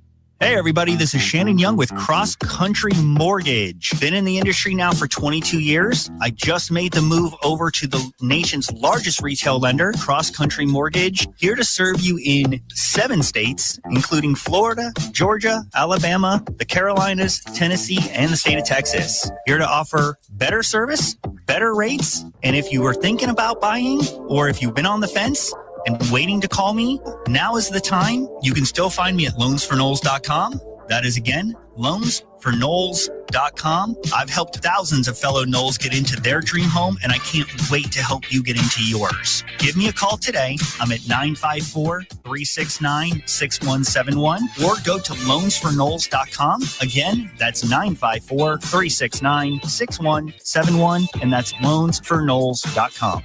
Equal housing lender. NMLS number 373031. From the championship stage to coaching change and everything in between, Warchant.com remains your home for the best FSU football coverage in the business. Brutally honest columns and features, market-leading multimedia presence across video and podcast, the largest FSU fan community with a staff that combines for over 100 years of experience covering the Noles. When change comes, Warchant.com is your home for analysis from every angle. Warchant.com, your ultimate Seminole sports source. Sign up today. The Jeff Cameron Show is a production of the Warchant.com Multimedia Network. Check out Warchant.com today for the latest news inside Florida State athletics. That's Warchant.com. Now, back to Jeff on Real Talk 93.3. Jeff Cameron Show 93.3, Real Talk Radio, Warchant TV on a Balls Wednesday. Did you watch any of the hockey yesterday, Tommy? Yeah, I did too. Okay. I watched the third period of Pittsburgh, New York, because I realized, oh, God, the two futures teams I decided to put wagers on in front of the world are playing each other on opening night. So wouldn't it be great if Pittsburgh won the first game? And they did. That was between the commercial breaks of the baseball game in the Bronx. Well, we got lucky yesterday as a sports fan and a baseball fan and, just trying to tide us over to get to where you can, obviously watch football combined with baseball, combined with hockey, all of those things. You needed a game to be started late, and it was. We had inclement weather, so Seattle-Detroit started late. Baseball does have a problem, though. locating that game after it wasn't on at its projected time. You're like, well, where is this game? Now, I found it, but it was FSN 2 or whatever. That's dumb. They ought to plaster it all over that you can also find it on MLB Network, which you can. Did you know that? No, Yeah, I did not know it's that. also on MLB Network when that happens. That game, by the time I started to... It was already an ass kicking, wasn't it? Yeah, because I wasn't at the TV watching sports earlier in the night. It was probably around 9 that I started flipping around. And so that game was already over. They did also hide the 4K last night. You had to really search for the 4K for the game in the Bronx. But I found it. But it wasn't. Usually it's right there, and it gives you the option. It did not last night. Bougie problems, I know. But I found the 4K. I do love that you were searching. You are a 4K demon. I am a 4K demon. Hey, you're going to pay the extra amount a month. You only get about 4 events or 5 events a week. I'm going to make sure that gets prioritized. I, too, like the 4K a lot, and there ought to be more in it. I agree with you. But it's, it is a little frustrating. Scary stat in the Louisville game versus Pitt. That Pitt was up 17-0, then 27-17. They had 5 turnovers. That's true, Hog Watcher. And I actually caught a lot of that game, went back and watched a lot of that game. That was a game where I had Louisville as a gambler, and I was going, what gives? What's happening here? The ACC is a bit of a jumbled mess outside of Miami, which looks clearly to be the best team in this conference currently, unfortunately, and I hate saying it out loud, but it appears to be true. So, position yourself accordingly. Get to the, win games. Win the games. Get yourself in a position. Win ACC games. Oh, buddy. I know, back to that point you were agreeing with Ira about, like, incorporating the last 7 ACC games is popular right now because he's lost all 7 of the last 7. But it's relitigating last year's 2-10 team. And I said to that, I understand your point. However, the fan base is absolutely right to say, yeah. Well, and now we've only played 2 of them this year, and we've lost both of them. We just keep on losing them. So you're going to go back and take a look at the overall record in this conference because it's not a good conference. And you ought not be sub 500 in it. Yeah, I totally understand the frustration. And we talked about that. It's like the airport example. If you don't get picked up when your buddy says they're going to pick you up, at some point, eventually you're going to bring it back up. Even if you forgive them and they don't do it again, well, damn it, man. That's 3 times in a row. Yeah, that's where we are with the ACC schedule. I just think that the Alabama game, that result, the way it looked, you say, oh, my God, I wasn't expecting enough of this team. And then the 2 recent losses, you say, no, maybe my preseason expectations were more in range of what is reasonable. But I think if you asked for certain things to be achieved on August 15th through 5 games, most of them would be in the yes box, not the no box. Now, there's more data to come, and so that can change the conversation. Alabama, as the first set of data, you're like, oh, my God, what is possible here? And then you've got a couple other games where no contests, excellent. The Virginia game, the offense looked fine. The defense did not. Okay, don't love it, but that's not a non-starter. Then the Miami game. And you go, okay, all right, well, I thought we were up here. How low did we go? And where's the truth? Positioning the victory over Alabama has been heavy lifting for everybody in and out of this fan base. If you listen to the national pundits, if you listen to Alabama fans, if you listen to Florida State fans, if you listen to college football fans in general and analysts of the ACC and the SEC and et cetera, this has been a hard thing to figure out. And, it's part of a problem that, to me, is a much bigger issue, which is that we have to definitively know what everything is at all times without the added information that's going to lend greater context to it as time goes on. And it's like getting upset about the polls in week 3.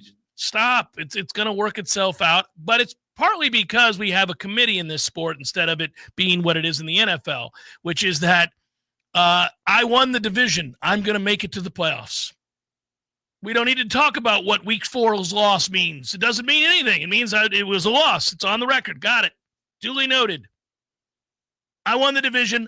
I'm making the playoffs. That's it. That's all.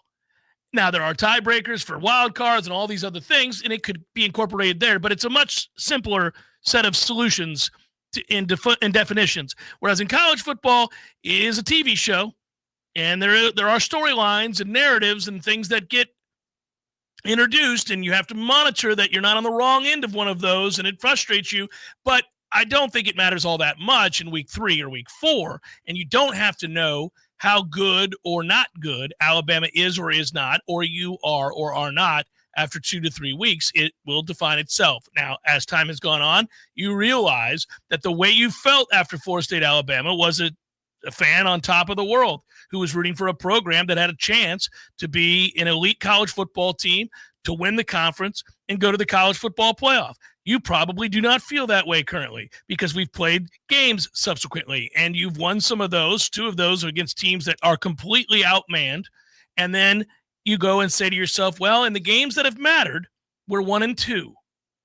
And that has me feeling a certain way, and I don't like the way it makes me feel, and we need to do better than that. And therefore, this game on Saturday is very, very important, and I would agree with that. And that win or loss will make you feel a certain way as well. It will either add or reduce the stress that you currently feel.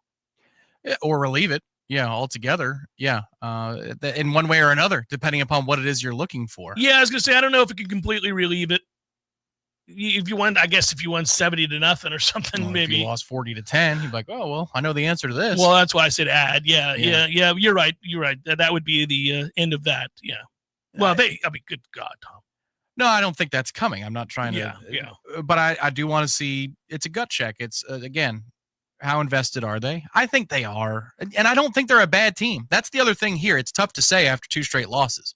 And tough to say after 28-3 after 45 minutes against Miami. I don't think that they were 25 points worse than Miami on balance. They were worse than Miami by a margin, a pretty good one, but not 25 points worse. Well, I think they're a good football team, and I'm interested to see if they still are invested enough to show that. That is the question. I think that if that was not a concern, and you told me, Tom, they are ready to go, they are buttoned up and prepared for this game on Saturday, they're going to show that they're a good football team. But I worry about that because last year when it spiraled, it was a death spiral. Yeah, and it was now. It's on the mind of many. Yep. There is going to be, and I promise to have it when it's done. It's just not worth having right now.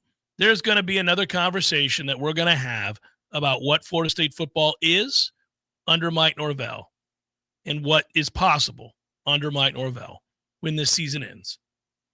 Because I think we're gonna need to sit down and take inventory again and talk about what are our goals, what's possible with him as a head coach, with this staff, with this offense, with the way we recruit or don't, all of it, right? We're gonna have that. That's an end of the year conversation. Doesn't do you any good right now. I think there's people on either side of that ledger, and you know what I'm talking about, and they have already made up their mind as of right now. I might be one of them, but their games still have to be played, and let's see what happens, and then we'll have the much bigger discussion. I think the university made up its mind, which is the most important thing before the season started. When they gutted the coordinator roles and they replaced them, they told you that 8-4, 9-3 for Mike most certainly means another year of Mike, and that's not going to change. Well, that part is right, but I'm not talking about what the university did or didn't do, because there are other factors that the university has to consider that we don't when it comes to assessing emotionally or logically. They have a very massive other thing to consider, right? Whereas we don't. And so that we'll have that discussion amongst the fans. That's how I'll label that. We'll have the discussion amongst the fans. Kind of like an approval rating discussion. Yeah, sort of like an approval rating discussion, sort of like a what do you think this is? What do you think this can become moving forward? Is this the biding time era of, the back half of Norvell's contract is the biding time? Yeah. Are you in support of and believing in a place we can go that's above and beyond where we're at? Or do you think that this is just kind of what we have to understand it is for now, and we're just counting days? It's tough. There's a lot of factors that are going to weigh into this. That's why it's not worth having right now. Like if they go out and win 56-7 Saturday, they turn around and paste whoever it is we play after that. I know Stanford out there, and then they win comfortably against Wake. Obviously, that affects the conversation. It does. It's funny. You ask the large questions, and my brain does this thing, probably just me, where I go, man, I wish Tommy played better on Saturday.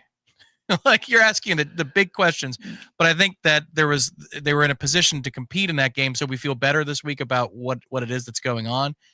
If he played better, I think we'd feel a lot better about a lot of different things. And it doesn't mean that we would have won, but we would I think you'd look at what Tony did to stop the run a little bit more positively. We would be concerned about the secondary, but it wouldn't feel like an existential crisis the way it does when your quarterback kind of leaves you out to dry. But I think that's who Tommy is, and I think we knew it. You're right. You're absolutely right. I think we knew it. We were hoping he could develop with a guy who built something around him that was built for him. And what we learned on Saturday was, in those moments so far, he's not ready to meet that challenge. Like, I think emotionally he was sped up from the early going. But he was sped up. I think it would be somewhat foolhardy to believe that a guy who's played as much college football as he has and has put as much out there as he has, and we thought about him in a certain way before he got it. At least I did. I certainly said it on the air repeatedly, that I thought Tommy's capable of some spectacular moments, and he's going to provide those wow moments for you, but he's also going to cause you much consternation because he's going to miss wide open throws like he's always done. He's going to have some "are you kidding me" moments where he forces a football and causes a turnover and does something silly that really hurts your team. He's going to turn around and make you forget some of those moments because he's going to somehow get out from under a sure sack and run for 32 yards. And you're going to go, hey, not too many people in the country can do that. That's just who he is. Yeah, the frustrating thing is I don't think he had to be Superman in order for us to be in that game. He just needed to not be a negative player. Yeah. And that's unfortunate. But I think it was Ira on Monday at the Smash that said, well, if he was composed on top of the gifts that he has, he wouldn't be here. Yeah. That's a fair point. Well, yeah, and I wouldn't have said what I said a while back about him not being a pro quarterback and that he wouldn't have a chance to be a pro quarterback. And that's the reality of the situation. And then people got on me about that. That's overly negative. I don't think it's overly negative. I think it's the reality of the situation. I'm not rooting against him. I want him to win. I want him to play well. I want him to get better. Yeah, it's a race of what's the net effect. Right. Of when you're wrong, he makes you right. And when you're right, he makes you wrong. Right. What's going to be the net effect in the game? Because he's going to do both. He did both against Alabama, but he did more good. He did a lot more good against Alabama. Yeah, he made some big throws in that game and had some big moments with his feet in that game. Well, some things that, he looked a lot calmer in that game too, which is interesting. But yeah. Well, and that's something Mike has to figure out as to why. Why was he as calm and ready to go against Alabama, level-headed as he was against Alabama, and hasn't been in each of the last two games that they've lost. T-Spark Enterprises, appreciate their support here on the Jeff Cameron Show. They have been doing this for some time now. Give them a call today if you've got roofing and construction needs, 850-766-1340. Currently, they serve North Florida and South Georgia, Tallahassee, Thomasville, Bainbridge, Cairo, Wakulla, Crawfordville, I should say, Quincy, Havana. T-Spark Enterprises, if you want a surefire win, give them a call today. T-Spark not only does commercial, but also residential roofing. So either way, they've got you covered. License number CGC 1525336, CCC 1331204. This is meteorologist Paul Trombley with your Real Talk.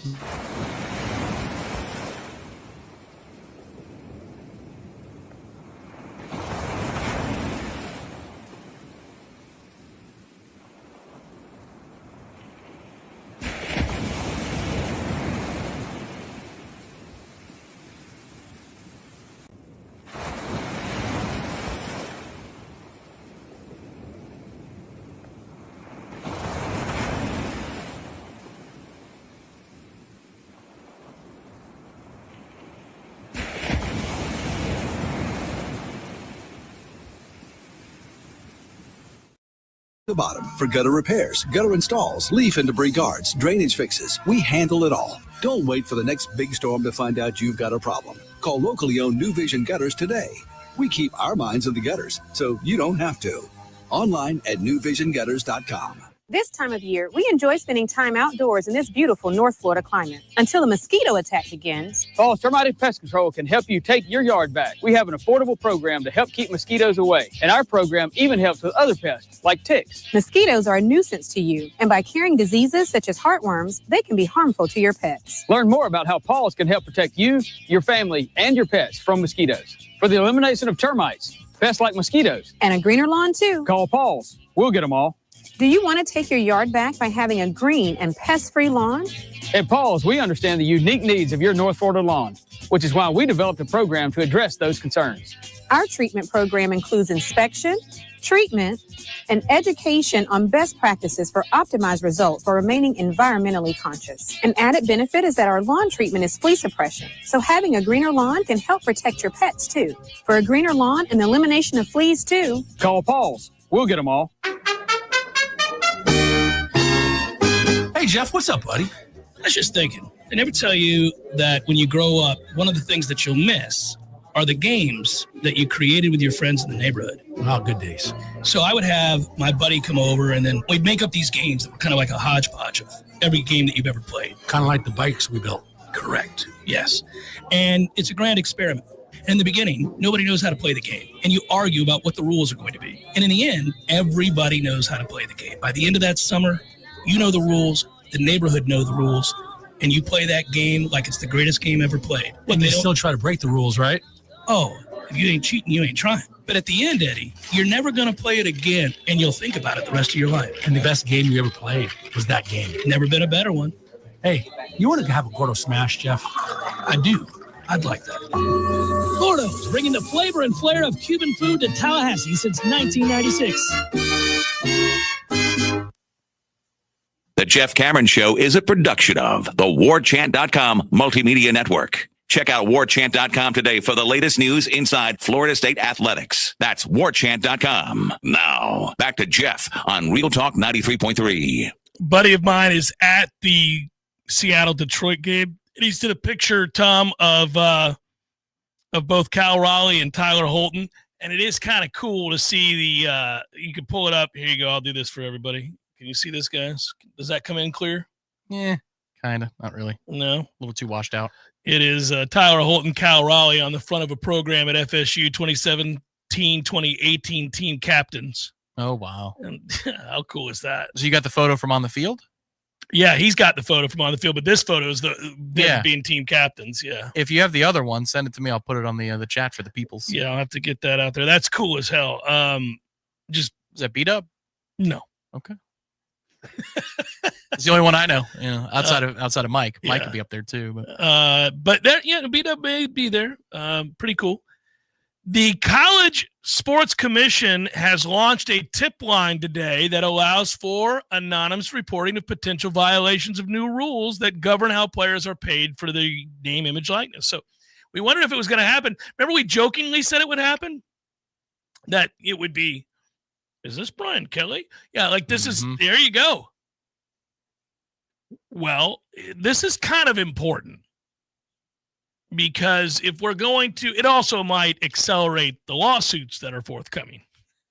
But I would think that there are, well, certainly an inordinate number of teams who don't feel like the rev share agreement puts them on even footing. They feel like, okay, great. Yeah, we all have 20.5 allegedly to spend on players.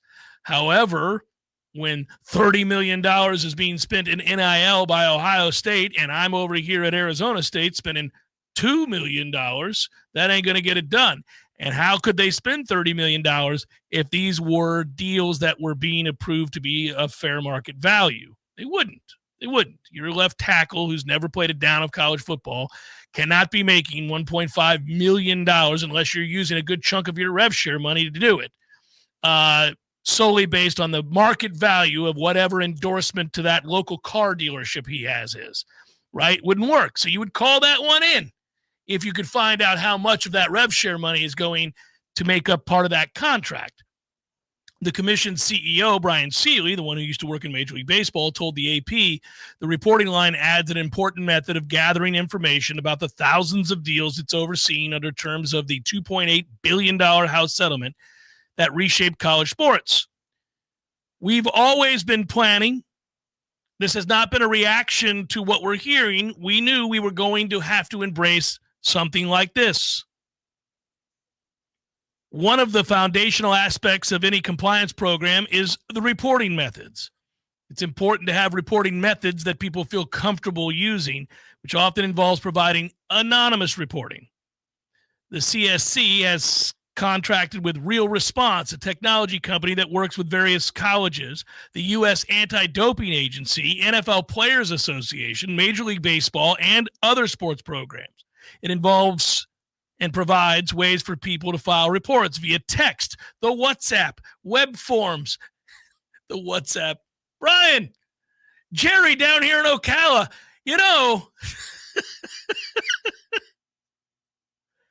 it gives the CSC the chance to loop back with whistleblowers while shielding their identity. Since NIL has become a reality, it has heightened the opportunity for bad behavior and for cheating to occur. I thought it was supposed to stop it. I thought we were getting no more under-the-table handshakes with thousands of dollars in a bag or whatever, right? This was all going to be on the up and up. Well, I read it in the last couple of weeks that NIL Go is taking so damn long to respond to all these requests that people said, the hell with it, I'm just moving forward. I'm not waiting for you. You're taking too long. So, yeah. Everyone agrees that the rules need to be followed. There needs to be accountability and enforcement. The reality is that for that to happen, there have to be reporting mechanisms in place, and there has to be good technology that allow people who want to report it anonymously to do so. The review remains slow, to Tom's point, according to many that are complaining about NIL Go. He said he's received, has Mr. Seeley, a high volume of admissions, and the vast majority are getting cleared. They're getting cleared expeditiously, I would maintain. Nonsense. Expeditiously, Tom. So here's the problem you have. I mean, look, the CSC is analyzing these third-party NIL deals, and those deals that are analyzed are done so for any amount that is $600 or above. So sweet Jesus. That's got to be all of them. Who's signing a deal for less than $600? Yeah, I think that there are some people who are trying to skirt for pocket change to do a bunch of renewable $550 deals, right? But over and over and over and over and over again, right? But I mean, yeah, you have to scale that. It's such a large. Is it worth it at that point? You got to raise that number to like $2,000. Yeah, because you don't want somebody investigating a $650 deal. Correct, which they'll have to. You're right, because it's 600 or above. Deloitte developed the app called NIL Go. It's approved nearly 6,000 deals worth about $35.4 million up to this point. There are some deals that are submitted to NIL Go, certainly a minority of deals, that are problematic. They either have errors in the data entry or indications of forbidden pay for play. It is pay for play. That's exactly what it is. There is heightened review of the deals. Heightened review takes time. It takes time. This is not a bug in the system. It's a feature of the system, as they say. That's very well done. Yeah. How about you just give us a readout and a printout of time of submission, time of clearance, and ruling, and let the people themselves decide how long these processes are taking. They won't do that because they know it's embarrassing how long this is taking. But also, I think, again, we could really do without all the tap dancing and say, it is pay for play. We're going to let people sign multi-year deals. Let's hurry up, make them employees, and move on. I think the only hurdle, I've been ruminating about this for a long time. The only hurdle would be, how can you designate a college athlete an employee and then tell them it's time to go 5 years later? What's the legality of saying, all right, employee status granted? Yeah, because yes. Within the construct the whole of idea what you're being saying. Student, yeah. Well, within the construct of what you're saying yes to, you can only be here for a maximum of 5 years in your life. Would that hold up in law, or could they be employees forever? And now you're dealing with veteran players who might be taking a couple hours in a bowling course. You have to keep taking classes. that would be the one hurdle. Arguing against myself for running into the arms of collective bargaining. Like, how do you say there's a cap on your employment term and status? One of the things they've done is change the eligibility rules. I mean, now they're on the brink of saying 5 for 5. 5 for 5 makes so much more sense. It's almost over. But yeah, how can that tie into a contract as an employee? And so now we all agree here on this line that you're signing that once your 5 years are up, you can never do this again. What kind of deal is that? Are there other sectors of employment that have that type of provision? Maybe there are, but you would need that in order to be able to hold up. When you like, my brother worked in Australia for 3 years, and then there's a time period of how long you can do that and how you go through the rigmarole of being able to do that. By the way, one other side note on college football, since we're kind of playing catch up here on other stories of the day. Shocking to find out amid a 2-3 start that in Bill Belichick's tenure there at North Carolina, they've scrapped the Hulu documentary that was scheduled to go ahead. It was Hulu following North Carolina for the entire season. And recently they decided, go ahead and nix all that footage. We're not using it, and goodbye, everybody. It never happened. And if you're Hulu, you wasted all that money. That reminds me of the cinematic recaps. Magically stopped doing those around here once we lost. Final hour forthcoming. Stay with Jeff Cameron Show 93.3 Real Talk Radio and Warchant TV.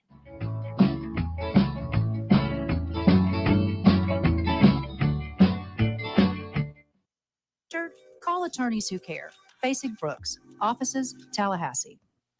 Budget Blinds at Tallahassee is your local window covering experts. They do it all: blinds, shades, drapery, shutters, even home automation. And they'll be there with you from the design to the measuring to the installation. Budget Blinds is with you every step of the way. Hello, I'm Gary, the local owner of Budget Blinds at Tallahassee. Let us help you with your unique window treatment needs. Call us at 668-4835 for a free in-home consultation, or find us online at budgetblinds.com/Tallahassee.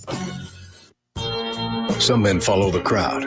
Others take the long way, the wayward way. At thewaywardgent.com, we've curated the gear, gadgets, and grit every respectable man needs, from the fairway to the fire pit. We've identified the top-rated Amazon finds, so you don't have to. No fluff, just the good stuff.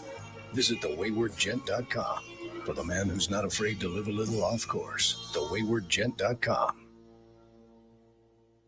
Hey, no fans, our partner ISF Inc. is a national management and IT consulting firm located right here in Tallahassee, Florida, solving the future for state governments through strategy, process, and technology. As a trusted advisor for state governments, ISF knows the importance of defining a clear and detailed strategy. Our friends at ISF can help your organization create a strategy that sets you on a path to success. ISF, your vision plus our expertise brings your brilliant ideas to life. Visit ISF.com to learn more. ISF, solving the future.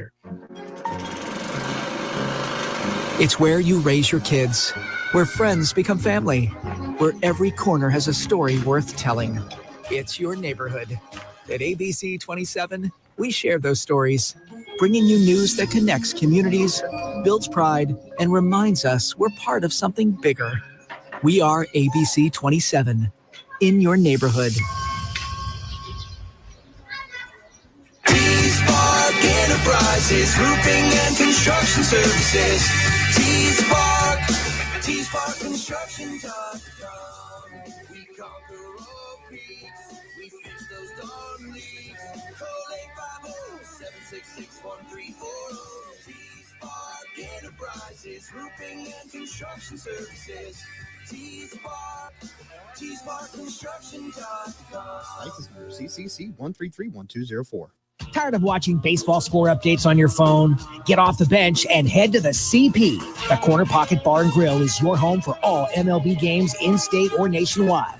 Enjoy the coldest drinks, Tallahassee's best wings, and watch your team in crystal clear comfort. And if you'd like to compete, come by Tuesday nights for CP Trivia and Thursday nights for Beer Bingo, where you can walk home with cold, hard cash. The Corner Pocket Bar and Grill, 2475 Appalachie Parkway. Tallahassee loves the Corner Pocket. WVFD Gretna, Tallahassee.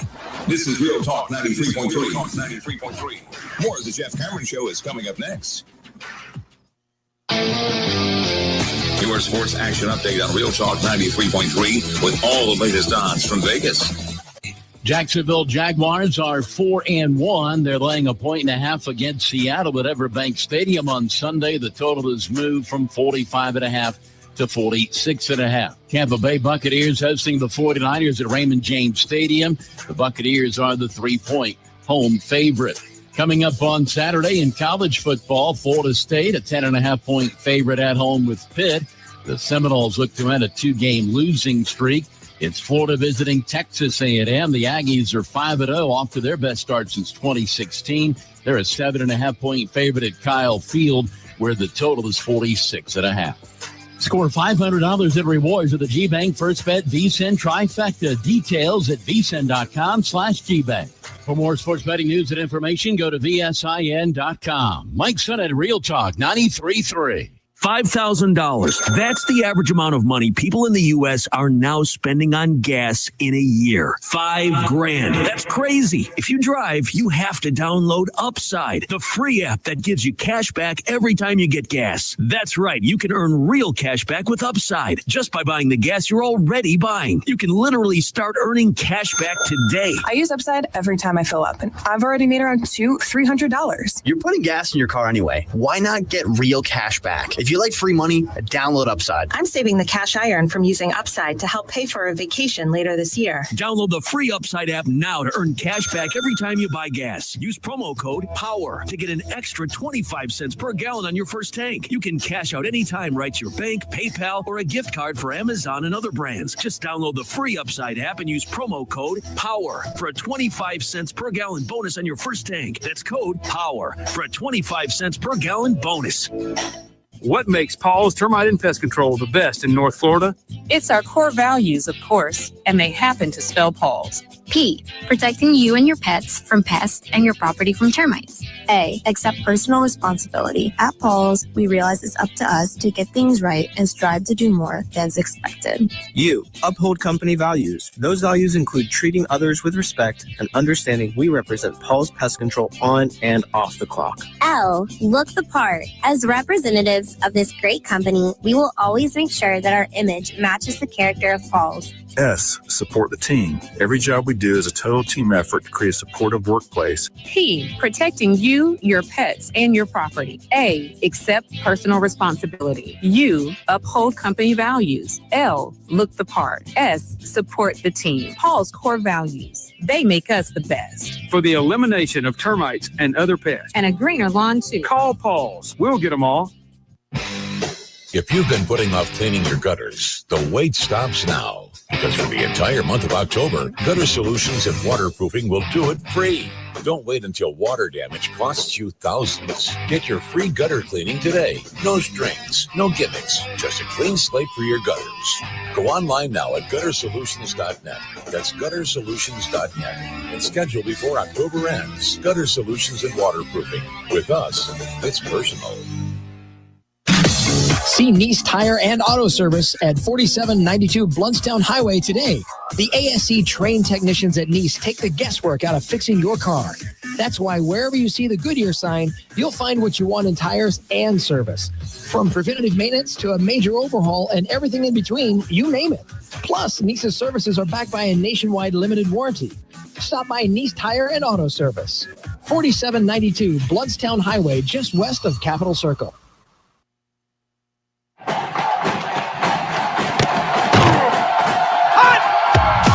Broadcasting live from Florida's capital city, this is the Jeff Cameron Show, brought to you by Orange Theory Fitness on Real Talk 93.3. Now, stop what you're doing and listen closely. It's time for the Jeff Cameron Show in 5, 4, 3, 2, 1.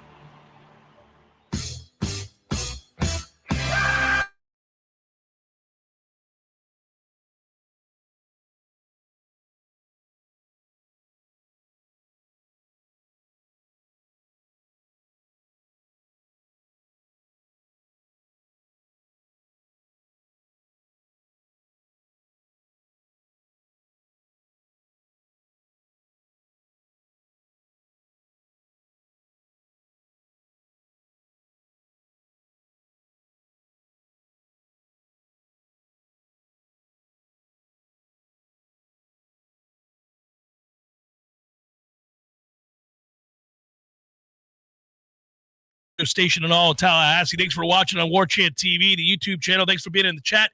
Thanks for downloading the pod. Thanks for all you do. And as a reminder, don't normally lead with this to start an hour, but it is an opportunity for listeners here in Tallahassee to get free stuff, and that's cool. And I don't want anybody to miss out on it because, in theory, your audience changes every 15 minutes, so I should probably be doing this every 15 minutes. For the entire month of October, Gutter Solutions and Waterproofing wants you to have clean gutters, and they'll do it for free. For free. All you got to do is give them a call. Give them a call. Tell them you heard right here on 93.3 FM. You can say the Jeff Cameron Show. You can just say the radio station, whatever it is, and you'll get your gutters cleaned for free. They'll make it happen for you. Call Gutter Solutions anytime in October. Gutter Solutions and Waterproofing. Give them a ring. Now, you can text the word gutter right now as well to this number, 850-386-8255. Text the word gutter to 850-386-8255 in order to win Buccaneers 49ers tickets. 4 of them. We've got 4 tickets. Boom. 4 tickets we're giving away. Your chance to win them happens when you text the word gutter to this number, 850-386-8255. Kind of 2 separate things there. One's just get your gutters cleaned for free when you reach out to our friends at Gutter Solutions and Waterproofing. The other is to try to win the 4 tickets to the Bucs 49ers games this Sunday this Sunday at Raymond James by texting the word gutter, 850-386-8255. There you go. Good luck to you. I'll remind you later in the hour. Now, we're at the halfway point. We're ready to move past hump day together. We've kind of had a sensible, logical conversation about where we're at, the importance of this game. I mentioned that on Monday. I feel that way right about now. And no, Kev, you made me laugh. I haven't jumped out of the chat yet, and I saw your comment. Well played. But it's a big game. It's a very big game, and I'm really curious the atmosphere. I'll be there. I'm going to the game. Sitting in my loge box. Yeah. The moment you said it, I'm like, well, he ain't sitting in the standards. So I'm going to the game, and it's going to be great. Looking forward to it. But I am curious to see how that stadium looks. What's the feel? What's the vibe? Sleepy Nooners are always tough anyhow if you don't have a big-name opponent here, and Pitt is not. Great uniforms, though. And let's see how they bounce back. It's an important game. It's an important game for Mike Norvell. Obviously, it's an important game for this team this season. Important game for all of us to move past that bitterly disappointing result on Saturday night. Get you a win. Go to 4-2 in the 2-game losing streak.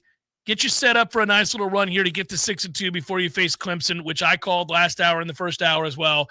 The next big referendum will be that Clemson game. How do you compete in that? Do you win that? Do you go on the road and vanquish them? And let's see what Clemson is by the time we play that game. But you got to set it all up by winning these next 3 games. I mean, that's what you got to do. And you're a 10.5-point favorite at home against a true freshman quarterback. I know he lit it up last week. I watched the convinced game. I'm not going to tell you that I watched start to finish, Pitt beating up on Boston College, but I went and did watch the condensed game, and he made some great plays, made some nice throws. That's a terrible BC defense. Maybe that kid's great. I don't know that you know it because of that game. He certainly passed with flying colors his first ever start, lit it up, is completing over 70% of his passes, has the touchdowns, no interceptions, did not turn the football over. Again, BC's defense and our defense, 2 different things. Let's see how this group plays. Yeah, he's a quarterback with a little bit more mobility than Carson Beck has, but it's not anything on the level of Chandler Morris. It takes him about 4 or 5 steps to really get motoring, but sometimes it's an over-the-top delivery. Sometimes it's kind of sidearm, but it's a lot of arms, not a lot of legs in the throwing motion, but he can really rifle it. That's the one thing that you can see that every freshman who gets the chance to start has something to him, as long as your program isn't winless. And his thing, I think, is the velocity that he puts on the throws. And they like to do a lot of things with jet motions and options and putting people in conflict, all that kind of stuff. Well, it'll be interesting to see how we hold up. They were able to run the ball at will last week was Pitt. I don't think that's going to be the case this week. We shall see.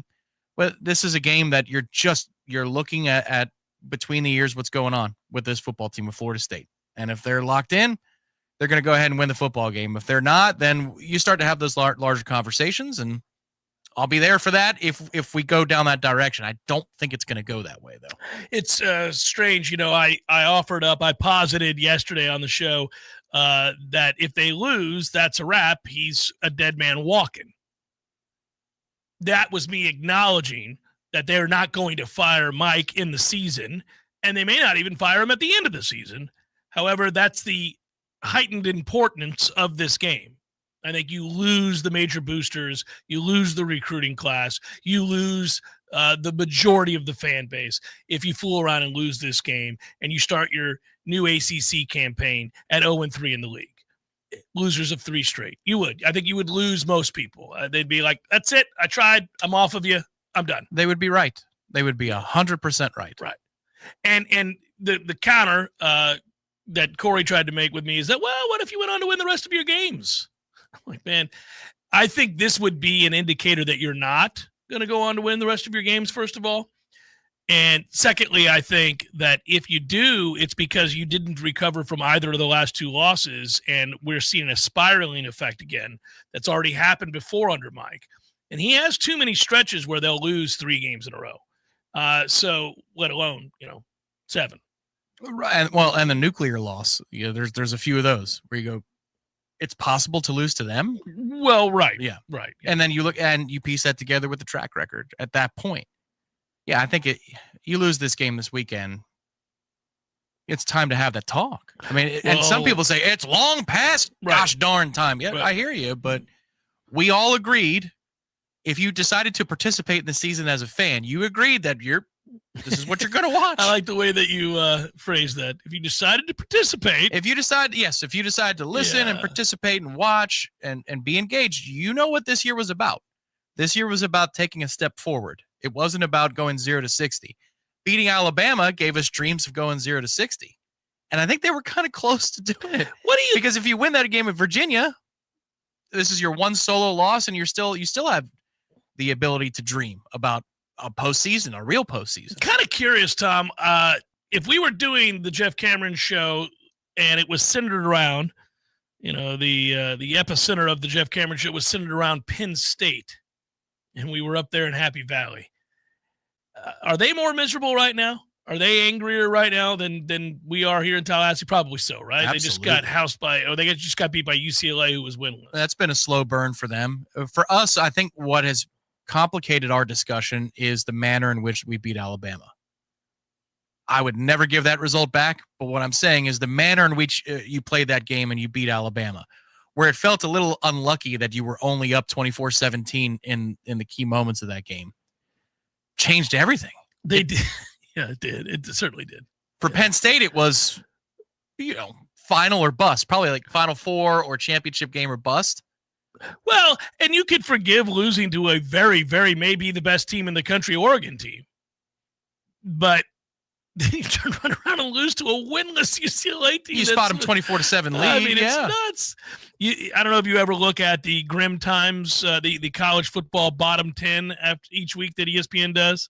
Ryan McGee ranks it, and he had Penn State at number on the list, I should say. Number 1, Sam Houston. We have a problem. 0-5. Oregon Trail State. You've died of dysentery. They're 0-6. UMass as in UMass, and isn't it always that way? They're 0-5. State of Kent 1-4. We are back in the coveted 5th spot again, 3-2. That is Penn State. Nevada 1-4. Muddled Tennessee State at 1-4. No Pokes, Oklahoma State at 8. Charlotte 1-4s at 9, and Eastern Michigan University Emus 1-5 at number 10.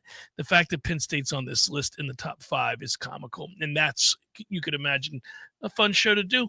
It'd be weird because he wins a lot of games, just none of the important ones. And now you're losing some of the non-important ones. That was one of those nuclear losses. That's one of those where you go, ooh, buddy. They didn't want to be on that plane with you. No, they didn't. They decided they didn't want to play, which was leading me to this. The only way you lose to Pitt is if you decide you don't want to play. Not trying to knock Pitt. Not trying to say they're incapable of playing a great game and upsetting you. But if you play your best brand of football and you attack this game from the opening kickoff with the idea that you are playing to a standard that your ability sets this high, it's a lot higher, that line, than anything Pitt can set. So come on now. What is it we're going to do here? Now, I don't think they're going to play poorly. I do worry about a sleepish sort of beginning to a game, and that's how upsets begin to you feel that in the air. Yes, if you're trying to put together, let's say you're a teacher and you want to put a test together, make sure the kids aren't cheating. You give them a good assessment of their skills. There are circumstances, questions. Maybe you go with essays instead of multiple choice. This is that. This is that test. We go, okay. The only way this could be worse is if we're on the road at Pitt for a nooner. In terms of the circumstances around this game. Well, you remember the game a year ago where we had all the injuries, or 2 years ago when we had all the injuries and we were playing Pitt and the whole receiving corps was out. I was like, yeah. Thank God for what's his name, the Virginia transfer, the corner. Yeah, who hawked it down and knocked out the ball right near the goal line. It was a huge play. The Virginia transfer. I can't remember his name. But yeah, that game was sleepy, but they were fighting. Like they just didn't have it. They didn't have what they needed. They weren't equipped offensively. Well, they were a mess to go up and down the field. Yeah. But they found a way. This isn't that. You can't be finding a way on Saturday. You can't be like, well, by hook or by crook, couple of fumbles bounce your way and the Noles escape 23-21. Like, it can't be that, man. Can't look like that. I'm sorry. I'm in agreement with you. It cannot look like that. Ventrell Cypress, thank you very much. And that was a hell of a play from Ventrell Cypress. Want to note that we have some, really kind of 5-star-ish games out there on Saturday that we haven't talked about. I happen to think that Alabama and Mizzou at the exact same time that we're playing Pitt at noon is a hell of a football game. Missouri's good. That will be interesting to see how Alabama plays in this football game. They're a slight favorite at 2.5 on the road. Mizzou is good. Ohio State is at Illinois. We would presume that they'll take care of business. They keep winning games while hiding their quarterback, though. I'm curious if they're going to ever let him join the party because they only have, the best receiver in the country. It's kind of curious to watch them. Our game is interesting enough in the noon slate. These are all noon games that I just referenced. All of them. And then from there, Indiana, Oregon in the 3:30 hour. That should be a good football game. It's a cool uniform game. It is, and I think it'll be a good game for a brief amount of time, and then I think Oregon will pull away. That may be in tomorrow's Redemption Thursday game. I see. Yeah, okay. Yeah. Oklahoma, Texas, of course. Oklahoma favored ever so slightly, 1.5. That too is at 3:30. I don't think Notre Dame, NC State will be all that interesting. By the way, Notre Dame 21.5-point favorite, depending on where you look. Ooh, give me the Wolfpack. I took the Wolfpack at 22.5 this morning, Tom. 21.5. My goodness, sizable. CJ Bailey running around doing some things. He can give me 3 touchdowns. Is that the end of it for Colorado tomorrow at 3:30 or Saturday at 3:30 when they take on Iowa State? They cashing it in? Time about up? Or do they rise up, fight hard, and get a win at home? Folsom Field, Boulder. Fighting Deion's find a way? No? Funny, the only thing I've watched of theirs is the Georgia Tech game. After that, I've not seen it down. Last year, that's why star players can draw you to the TV. I realize now. I was watching Hunter. They lost to Georgia Tech 27-20. The first game of the year is what Tom is referencing. They later lost to Houston 36-20. They lost to BYU 24-21, and they got beat by TCU last week 35-21. They have a win over Houston. They have a win over Wyoming 37-20, and a win over Delaware. Lose this one, and it doesn't get easier. From here, they go on the road to Utah. Then they're hosting Arizona, who's not bad this year. Then they're on the road. Yeah, they need to play a couple more strange states. Can they play Maine and Rhode Island? They get Wyoming and Delaware, Maine, Rhode Island. This is where it's off the rails. Yeah, the fact that they've played Delaware and Wyoming is kind of the places I'd like to check out. I know nobody ever talks about that. We've got a game with Alaska in week 12. On the college football video game, there's an Alaska team that you can play that are FCS. Oh, really? Yeah. When I was putting Army schedule together, I was wanting to ease in a couple years back. I don't know if they're still there. Man, I'll tell you what. I've won a national title at Georgia Southern. Have you? But that computer. Got that turned around, did you? In 1 year. It's amazing. It's amazing. But that computer quarterback will every once in a while just go on one, and there's nothing you can do. He's like 31 of 33 for 4 bills. He might throw you a pick in the 2 completions. Are you on Heisman mode? Yes. Not in this dynasty. You're at All-American. Yeah. You got to ratchet it up, buddy. No, well, I've played All-American and Heisman. In fact, I find in some ways Heisman to be easier than All-American because your defensive AI is so much better that you don't have to user control nearly as much. I think as you go a little bit lower, you've got to user control your way through a couple of more hurdles. Only on defense. On offense, I hear you. Other games of slight interest, I suppose. For this weekend, it starts off with a bang and then it kind of eases. I think Texas Tech could be good. I think Georgia Auburn could be good. That's on the road at Auburn. Michigan is at USC. So your night window isn't dreadful, Tom. Kansas, Texas Tech, Georgia, Auburn, Michigan, USC, all 7:30. You'll be long done with the postgame show by then. Of course, 7 o'clock is Florida and Texas A&M. So you got nighttime bonanza, baby. Oh, there will be. There's no problem with that noon start because you get out of that stadium after a robust Florida State victory. You perform the postgame show. I do not. I mosey on home and I begin to fire up the grill and pour the drinks ice cold. The weather figures to be very, very nice on Saturday evening as well. Finally. Yeah. 90 again today. What are we doing out here? No, I got you. Hang on. I'll pull up the weather miserable, window. Buddy. South Carolina LSU at 7:45. Looking at you, Brian. Hell, late night, Tom. Arizona State, Utah at 10:15. You're going to make it that late? That's a hell of a game.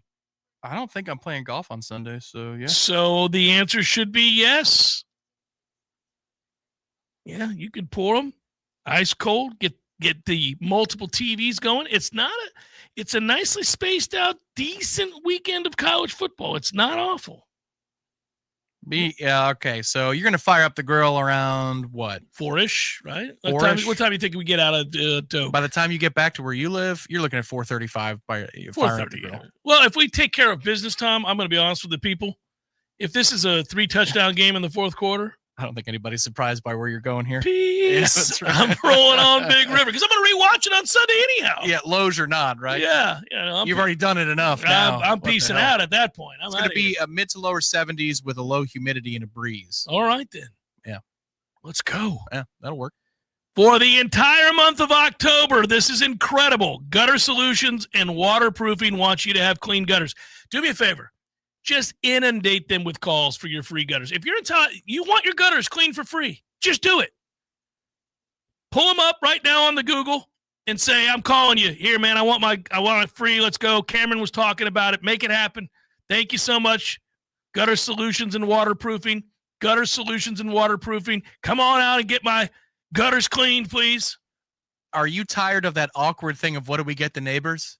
Just call from a different phone number and then use the address of your neighbors. And then when they're taking care of the gutters, shout, Merry Christmas. Nicely done. There you go. All you got to do is call Gutter Solutions and Waterproofing right now. It is free. They'll come out and fix and clean your gutters. Now, that's one part of this incredible set of circumstances that befell you on this fine Ballsmick Wednesday. Here's the other. You thought to yourself, I'd like to see the Bucs and the 49ers play. I'd like to be there in person. I'd like to go in on a beautiful early evening on a Sunday to Raymond James, but I don't want to pay those exorbitant prices for 4 tickets to the Bucs 49ers game. Well, you don't have to.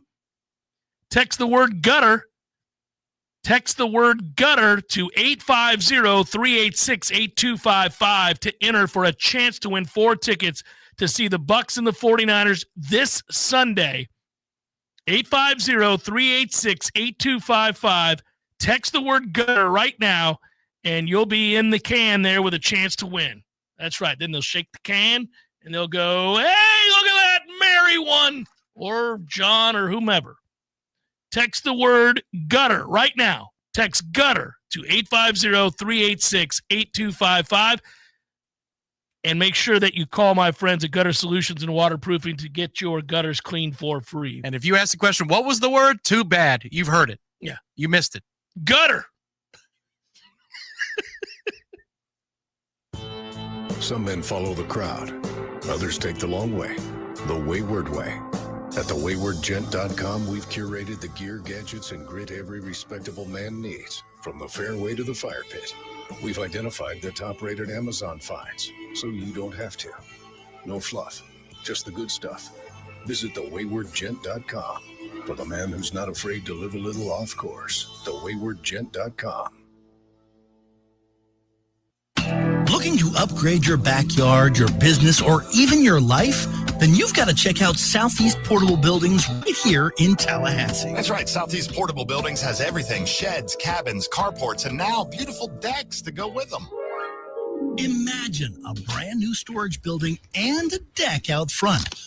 Perfect for that morning coffee or for your family gatherings. Need something custom? No problem. They'll work with you to find exactly what fits your needs. Big or small, simple or stylish. And with easy financing options, you can make your dream space happen sooner than you think. Southeast Portable Buildings, where you're not just getting a building, you're getting a lifestyle upgrade. Give our friends a call today, 850-580-6400. That's 850-580-6400. Southeast Portable Buildings. Big buildings. Big decks. Big dreams. Southeast Portable Buildings on West Tennessee Street, just north of Capitol Circle in Tallahassee. T-Spark Enterprises, roofing and construction services. T-Spark Construction.com. We conquer all peaks. We fix those darn leaks. Call 850-766-1340. T-Spark Enterprises, roofing and construction services. T-Spark Construction.com. License number CCC 1331204. Hey everybody, this is Shannon Young with Cross Country Mortgage. Been in the industry now for 22 years. I just made the move over to the nation's largest retail lender, Cross Country Mortgage, here to serve you in 7 states, including Florida, Georgia, Alabama, the Carolinas, Tennessee, and the state of Texas. Here to offer better service, better rates, and if you were thinking about buying or if you've been on the fence and been waiting to call me, now is the time. You can still find me at loansforknowles.com. That is, again, loansforknowles.com. I've helped thousands of fellow Knowles get into their dream home, and I can't wait to help you get into yours. Give me a call today. I'm at 954-369-6171, or go to loansforknowles.com. Again, that's 954-369-6171, and that's loansforknowles.com. Equal housing lender. NMLS number 373031. And here come the leaves. Thousands of them falling fast, covering every inch of the yard. But wait, who's this rushing in? It's the Lawn Johns with the ultimate fall cleanup blitz. From clearing leaves to fresh pine straw and mulch, the Lawn Johns dominate the field, your yard, so you can focus on what matters. Grilling, chilling, and cheering on your team. Don't let leaves sack your game day fun. Call the Lawn Johns today and win the battle of the backyard. The Lawn Johns, your lawn, our game. From the team behind Mac and More Systems comes IOWise, Tallahassee's trusted source for IT services. Protect your business with 24/7 cybersecurity, managed IT support, cloud storage solutions, network design, voice over IP phone systems, expert tech counseling, and more. Whether your business is growing fast or just getting started, IOWise keeps your systems running smoothly and securely. Local service, big solutions. Visit iowise.com today and work wiser with IOWise.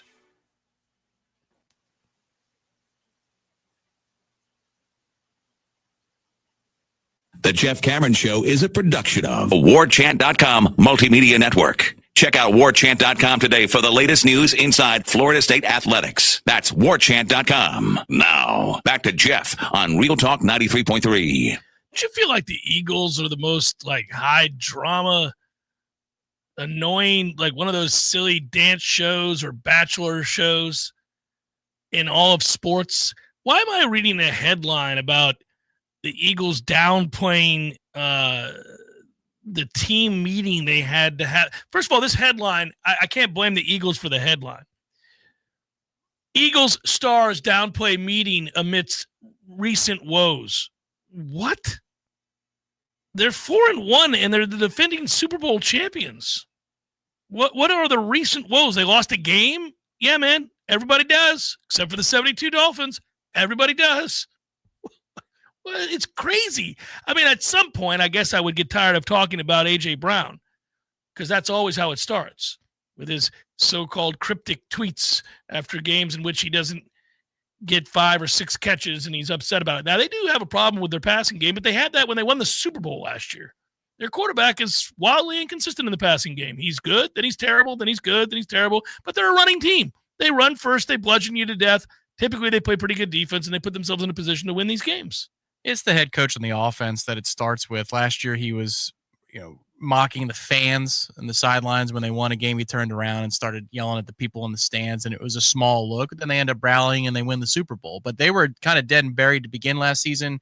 There was some kind of dust up with his bouncer guy too. I don't know that guy's name, but he's always standing right next to him. Like there's some kind of controversy with that. No, like he's got a security guy, like a straight up bouncer type dude. He's just like a huge ball. Like he's a huge dude. But then there's been a history of this in Philadelphia. This was happening when I was in high school. I remember anytime Terrell Owens came to the sidelines, Fox was on it with he and McNabb. Well, they actually disliked each other, yes. But they had a camera dedicated to that on every broadcast. Fox will do this. They'll pick a franchise and go find it and circle in on it. And I think that helps foster, because the numbers are so huge for Sunday NFL football games, that helps foster the discussion that goes on during the week. They used to do that with Randy Moss back in the day too. When they find somebody that they like to follow on the sidelines, they will follow them up and down and up and down. Yeah, and it's normally a prima donna wide receiver that's complaining incessantly. Yes, but look, I mean, A.J. Brown, who now has a ring because this team did get it together and win a Super Bowl, he may want out. He doesn't get the ball. He's probably frustrated, but man, I don't know. Winning a lot is cool. Winning rings is really kind of why you play. And it's not as if you're not paid handsomely. You paid well. He is paid well. I could understand the frustration. I'd just say, then tell him to trade you. Are they going to miss you? They're not going to miss you. No, I got my ring. I'm good. I'm going to go somewhere else now where they'll throw the ball to me a lot. Because his career has been defying passing offense expectations in Tennessee. Not a great situation that he was in there, but he was a monster. And then the same thing in Philly. He came to Philly. He was really good friends with Jalen Hurts when the trade first happened, and still not being used. He could say, that's wonderful. I'm so glad I have a ring. Wouldn't trade it, but I feel like I've been a really, really good receiver and nobody knows because of where I've been. Well, I mean, I guess you would worry. I don't know if this is a lot. I mean, it feels selfish. I mean, I know. I mean, if he weren't making gobs of money already, then you would be like, well, I kind of get it, man. These guys rely an awful lot on that productivity to turn into endorsements, etc. No, that contract's pretty good. He's all right. It's going to work out for him.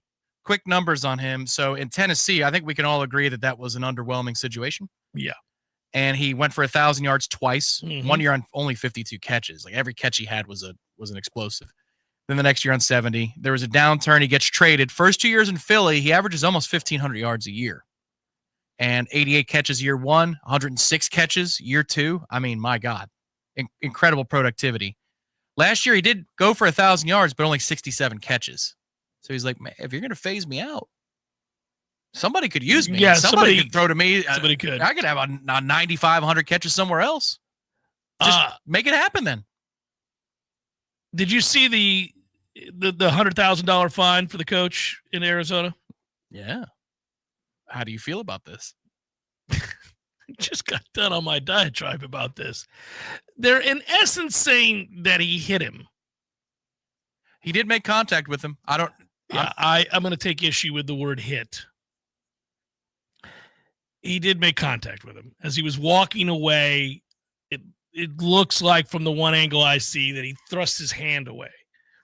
I think the player in that circumstance is DeMarcado is trying to protest not in a violent way. He's trying to like calm the coach down who's flipping out. Coach rightfully is flipping out because his player cost him the game and potentially could cost the playoffs. You name it. Mm-hmm. It's an egregious, ridiculous thing to have done. He's screaming at him. There's an offensive lineman trying to not break it up, but, lessen the intensity of the exchange. he's trying to console DeMarcado, who's the idiot who dropped the ball before crossing the goal line. The coach is rightfully incensed in the same manner that I would be. And then I think it's at that point that DeMarcado puts his hand up almost as if to say, look, coach, I'm sorry. And the coach goes to walk away and throws his hand. Yeah, is what it looks like to me. Yeah, the thing he's got no time for it. The angle that I saw was the players in between us and coach, DeMarcado. So it's DeMarcado's back that is facing the camera from the stands. Yes. And you see his body jolt. Yeah, his body jolts. It looks like from what I could tell, he's shoved his hand away, incensed as he reached out to me like pleadingly, hey, man, come on. What $100,000. And I apologized, which I also wouldn't have done.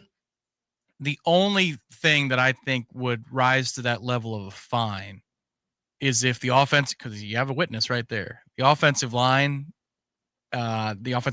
is able to tell you that whatever he said crossed the line and it went straight over the top personal. Because we've been there for those moments. Yeah. And I get that the coach's blood is up, and I understand why the coach's blood is up in that moment. But maybe that's part of it. Whatever was said was like crazy. I'm not trying to insinuate slurs. I'm just saying crazy. Like, whoa, are you? Well, if it had been slurs, he'd have been done. Of course. He'd have lost his job. Of course. Yeah, that'd have been but that. It might have been something totally over the line and personal. All I'll say is Travis Kelce knocks into Andy Reid, yelling in his face at one point a couple of years ago. Later acknowledged he was wrong and said he was sorry or whatever, and Andy Reid laughed about it and said it happens, because it does. You had a situation in which you go back and look at hell, for that matter, if we're going to talk about confrontational moments, Liam Cohen and Saleh a couple weeks ago having an interesting exchange after that game. You had Bills offense coordinator Ken Dorsey throwing a tantrum at the end of a game, beating the desk and throwing the headset and fire. Yeah, all that stuff. About that. Dan Campbell's had a couple of moments where he was talked to. By the way, Dan Campbell yelling at me would be an intimidating moment. That one I'd be worried about. Get real quiet, real fast. I mean, Dan flipping out, a lot different than almost any other coach in the league that I can think of flipping out. He's like The Rock. He's getting larger as he gets older. I saw a clip of his first game as Miami's interim head coach, the Dolphins interim head coach. This has to be almost 15 years ago now. Mm-hmm. And he was a giant then because he had just been playing. Just got done playing. Yeah. I think he looks larger now. I think he's working out more.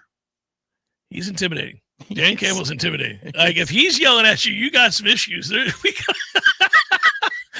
going to be paying close attention to Dan Campbell. But they love him. They all love him. So it's got to be well within the boundaries, right? Probably they just feel like it's a player yelling at a player. Yeah. Well, he's the kind of guy that would yell at you and start crying because he wants it for you so badly. Yeah. Well, he's the kind of guy that would yell at you, maybe even challenge you to a fight, and then be like, you want some beer? Let's go get a beer. We'll talk about this. I just want it for you. You don't understand. You don't understand how much I care. It's a privilege to be here. The problem is you know it's true. Like, he does want that for you, and you would know that he's genuine, or else nobody would play for him. They all lay it on the line for that dude, no matter what. 4th and 22 on our own 20. All right, let's go. No hesitation. Let's go. We've got to play for this. Hey, by the way, did I mention the thing about the gutters? For the entire month of October, Gutter Solutions and Waterproofing want you to have clean gutters, and they are adamant. It's free. Call them now. Get your gutters cleaned for free. Stop half-stepping. Get those gutters cleaned up. Your house looks like ass. Let's get these gutters cleaned up. Give Gutter Solutions a call anytime in the month of October. They'll set it up. No obligation. No surprises. Just a free gutter cleaning. Boom. Second part of this, you know what it is. You want to go to the Bucs 49ers game? Text the word gutter to 850-386-8255. Do it right now. Stop what you're doing. Pull over. Pull over. Here you go. You got it? Here's the number again. Text this word. Gutter is the word. 850-386-8255. That's the number you're sending the word gutter to. Get on it. Let's see if you can win these tickets. There's 4 of them. 4 tickets. I'm on Centerville. I can't pull over. Pull over. These are storm drains. Find a gas station. 850-386-8255. Text the word gutter to that number, and you might win 4 free tickets to the Bucks 49ers game. Boom. Your local news now. The Hamilton County Sheriff's Office is warning citizens and realtors in the Jasper area to be aware of recent criminal activity involving abandoned or vacant homes. Unknown individuals have been unlawfully entering properties, occupying them without permission and stealing items from inside. These acts constitute both trespassing and burglary. We strongly urge the public to remain vigilant. Keep a watchful eye on any unoccupied homes in your neighborhood and promptly report any suspicious activity to the Sheriff's Office. A man representing a Tallahassee construction company is now facing grand theft charges. Alex Rios was hired by a local condo company by a representative of TriStar Construction. The condo company paid nearly $135,000, but no work has been completed. TriStar never received any of the money, and Rios was pocketing it for himself. Rios has since been bonded out of jail. This is Rachel and A with your Real Talk 93.3 local news update. Brought to you by Macklemore Systems, Tallahassee's go-to Mac store. Check them out online at MacklemoreSystems.com. Now, here's your Tallahassee weather report. From the ABC 27 First to Know Weather Center, I'm meteorologist Ryan Gold. Another hot and uncomfortable lunch hour for us today. Skies will have a mix of sun and clouds, with more sun at times and more clouds at other times. Heading home from work today will be the hottest time of the day in the upper 80s and low 90s. Feeling, sadly, in the mid to upper 90s. From the ABC 27 First Snow Weather Center, I'm meteorologist Ryan Gold. It's where you raise your kids, where friends become family, where every corner has a story worth telling. It's your neighborhood. At ABC 27, we share those stories, bringing you news that connects communities, builds pride, and reminds us we're part of something bigger. We are ABC 27. In your neighborhood. Game day in Tallahassee starts with energy, and nothing fuels that spirit like Grassroots Coffee brand new End Zone Blend. That's right. Every cup of End Zone Blend doesn't just taste incredible, it also supports our Florida State Seminoles football program. Grassroots Coffee knows it's about commitment and being all in. Every sip of End Zone Blend helps push the program forward, supporting the grind and the climb. So whether you're at home, have a business, or just getting fired up before kickoff, make End Zone Blend part of your game plan. Support local and our favorite coffee roaster. Order Grassroots Coffee's End Zone Blend today at grassrootscoffee.com. And let's keep driving the Noles to victory. It's that easy. Drink Grassroots Coffee and help support the Florida State Seminoles. And don't forget, you can get 15% off your first order at grassrootscoffee.com. Grassroots Coffee's brand new End Zone Blend. Grassroots Coffee. Made for everyone. Loved everywhere.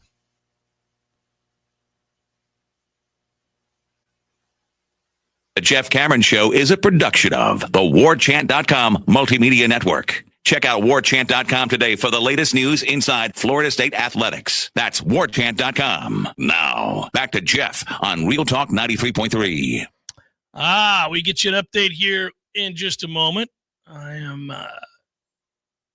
I'm excited. I'm only going to miss little portions of this game. They're only in the second inning right now. Mariners 1, Tigers 0. That game is in the bottom of the second. Who are you pulling for to win the World Series? The Mariners? Me too. Me too, Tommy. Yeah, I guess. Actually, there are several teams that I'm okay with. You wouldn't mind the Brewers? They're okay. That's an okay result. You wouldn't mind the Blue Jays? Love it. Would love it. You wouldn't mind the Phillies. I would. Yeah, you would mind that. No, thank you. And you would mind the Dodgers. So, yeah, it's basically the Blue Jays. Tigers, I'm good with. You're okay with the Tigers? Good with the Mariners. What about the Cubs? Nah. They got their one. Good for them. No Brewers? Brewers is acceptable. That is a neutral result. All right, so Brewers, Blue Jays, Mariners, Tigers. One of those. I'm with you on that. Yeah, all good. And I hope Toronto does. That atmosphere, I know that at times they've had real crowd control problems. It's in like it gets a little borderline violent in Toronto. But that atmosphere for a baseball game is unreal, and I'd like to see more of it. It is a great atmosphere. They care deeply. Agreed. And I really don't mind. Look, on the one, I root for great fan bases to be rewarded, and teams that have had players over the years that I love. Obviously, I'm pulling for Seattle. I like the city. I like the stadium. I've been there. I love Cal Raleigh. That's a cool story. Those fans are awesome. It would be cool. They've never won it. All of those things are out there for me. From there, I should like the Brewers, but it's hard for me to like the Brewers because they're in my division, and we've had some blood rivalries over the years between the Pirates and the Brewers. It's just strange. Totally understandable. There's a lot of things on the Phillies roster that I like. A lot of players I like. That's toughy. I will add, too, that I know that this is an unpopular opinion, but typically when we don't have a direct rival and there's a dynasty at play, like the Patriots in the 2000s, I had no problem with the Patriots winning titles. I had no problem with Alabama winning titles. It feels like the house game. It's just a non-outcome. It is an expected outcome. So if the Dodgers won, I would be nonplussed. I'm done with the Dodgers. I mean, listen. What if it was Dodgers-Yankees? What would you do? Is that the one exception? Mm-hmm. It was Dodgers-Yankees last year. Yeah. And I rooted for the Dodgers. Would you do it again? Yes. Is it harder? Yes. Yeah, okay. But I would. I'm not rooting for the Yankees at any point ever. And there are some Yankees that I like, both as fans and as players. There are some that I do. But no, I can't do it. Listen, it's going to get harder for a lot of people if the Dodgers win again. You're talking about one of the two largest payrolls in baseball. Your team now belongs in that discussion. Yeah. But, I think for anybody that is that far out of the window.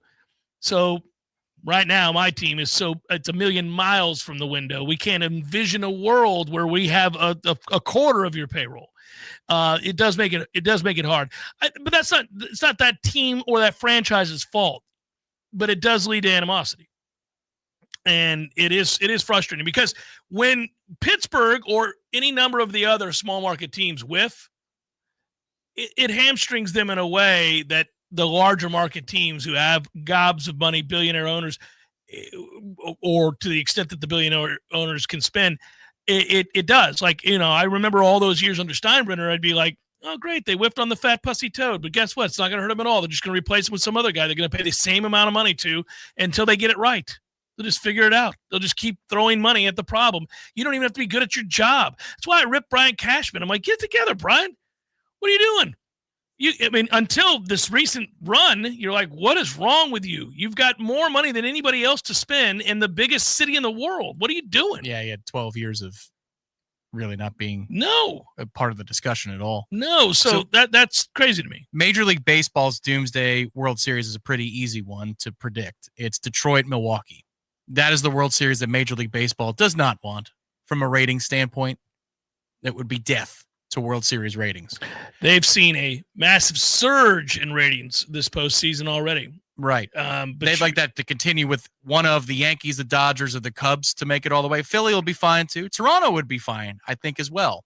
They had a dream World Series a year ago. The ratings were through the roof at a time that the game has been re-embraced because of, they've shaved 30 minutes off their game times. Mm-hmm. This has become now a sport that even the marginal sort of lukewarmish fan of baseball has gotten back into because of it. And they have real stars. They have very real stars. So that's helpful. And those real stars were on display last year. You had the biggest of the biggest, the brightest lights in a World Series. That Freddie Freeman Grand Slam, that is still one of the cooler moments in really World Series history, watching that happen. Yeah, you understood what it was when it happened. Yeah. You knew that this is something that's going to be replayed when you're 80 and I'm 60. Well, it's true. It's true. It's something that's going to be around a lot longer than we are. And it's cool when you capture those moments. And for baseball, they're like, well, in that uniform against that opponent, this is epic. This is great. It's Reggie Jackson going the other way. Yeah. The other reason it was cool was because Freddie Freeman's one of the great, great guys in the sport. I did not answer before I get to probables. No, Kev, thank you for the contribution. I blew it and didn't get to it until now. P-Lang said he would feel different if TC played better against Miami. So humor me this. Say everything stays the same this season that has happened, except Bama scores a touchdown in the fourth and wins 26-24. Norvell's 2-3. What's the conversation? Yeah, I think actually, in truth, I think it's not too dissimilar to the conversation we're having right now. I think there's people on the brink. They just wouldn't be on the brink. They would have already come over to the side of he's done. I think the one basic different thing that would be talked about over the last month and a half would be the defense in a more negative light. Yeah, because they blew the lead. And yes. Yeah, at that point. Yeah, but one of the best parts of that was you have a special teams blunder, you have offensive stagnation, and the defense comes up with the stops. That was one of the best parts of that was we're wobbling a little bit. We need somebody to rise up and give us a moment, and the defense gave you the moment. Well, what's interesting about that, too, is that they did it against what is now a team whose offense is being run by a quarterback who's entered the Heisman conversation. Simpson's gone on to be great. They don't have a prolific running game at Alabama currently, and he is slinging it all over the lot with great accuracy and poise. He's utilizing his legs. He's become the dual threat that we talked about after that game. That was a great showing for Florida State's defense. And I do think we caught them at the right time. Not our fault. Game's played when it's played. Be ready to play. Screwed it up, DeBoer. Well, and then also the defense did summon it in situations for Virginia. I'm not saying it was a good defensive performance. I'm saying situationally, when you had to have it with 2.5 minutes to go, you got the stops. You could have packed it in mentally there, and they didn't.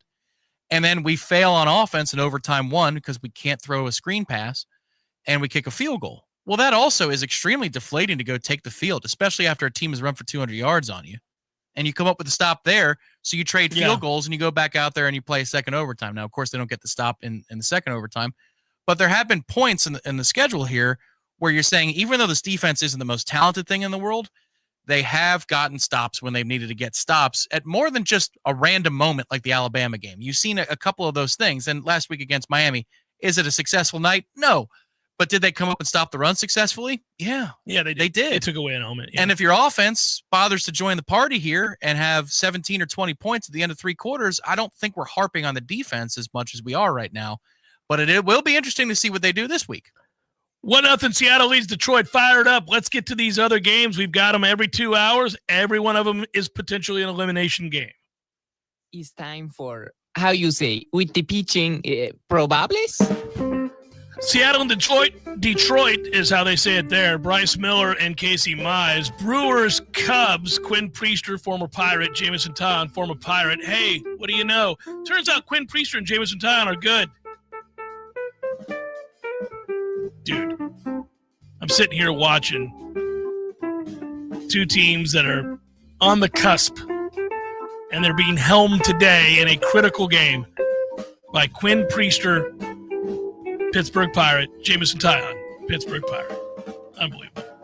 Blue Jays, Yankees, that is Louis Varland and Cam Schlittler. Yeah, Schlittler against a bullpen.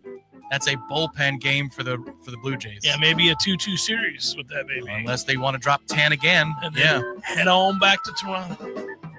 And Schlittler is not afraid. I don't think he's going to give up a lot of runs. Now, if he does, then that Blue Jays offense becomes its own talking point. But wow. You saw what Schlittler had to say, too. He got mad about being heckled the way that he was in Toronto and his family and all that. And he's like, I'm going to shove. He's not afraid. He's got the right attitude. It's a nasty fastball. Phillies, Dodgers cap it off tonight, 9 o'clock. I'll be watching. Tom will be in bed, but I'll be watching. I may call him and wake him up. Aaron Nola's on the hill for the Phillies. Yoshinobu Yamamoto. No, I'm not Japanese. I know it's hard to believe. He'll go for the Dodgers, and that is a look at those that shall reside on the bump.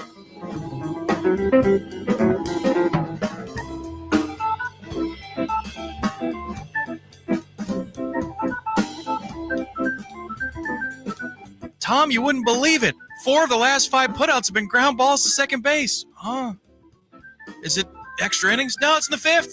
You just don't see that very often. Thanks, man. Call Gutter Solutions anytime in the month of October. for a free gutter cleaning. No obligation, no cost, no surprises, just free gutter cleaning. What are you waiting on?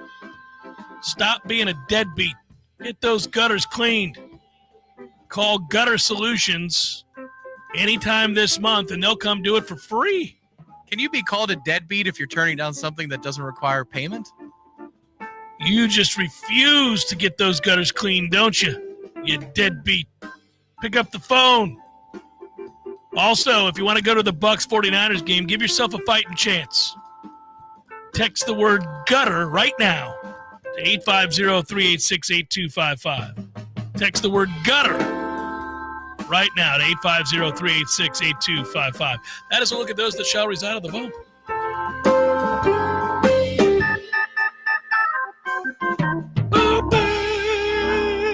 World needs plenty of bartenders. Do you ever do the thing where, like, just because we love to see more of the thing that we love, not less, you could, in theory, tonight, because you don't have a team that you are necessarily passionately pulling for, root for all the teams that are down 0-2, 1-2 to win so that we get winner-take-all games across the board? I'd take it. Just give me 8th inning, game in the balance. People in the stands standing up with their hands on their heads going, oh, my God, for either way. The game is if right that happens, there. I'm calling you to wake up at around 11 o'clock tonight and let you know the Phillies and the Dodgers game in the balance. Tommy, wake up.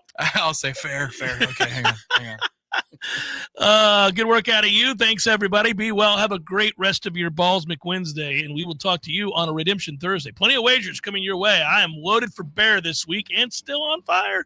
Peace. Yard, your business, or even your life? Then you've got to check out South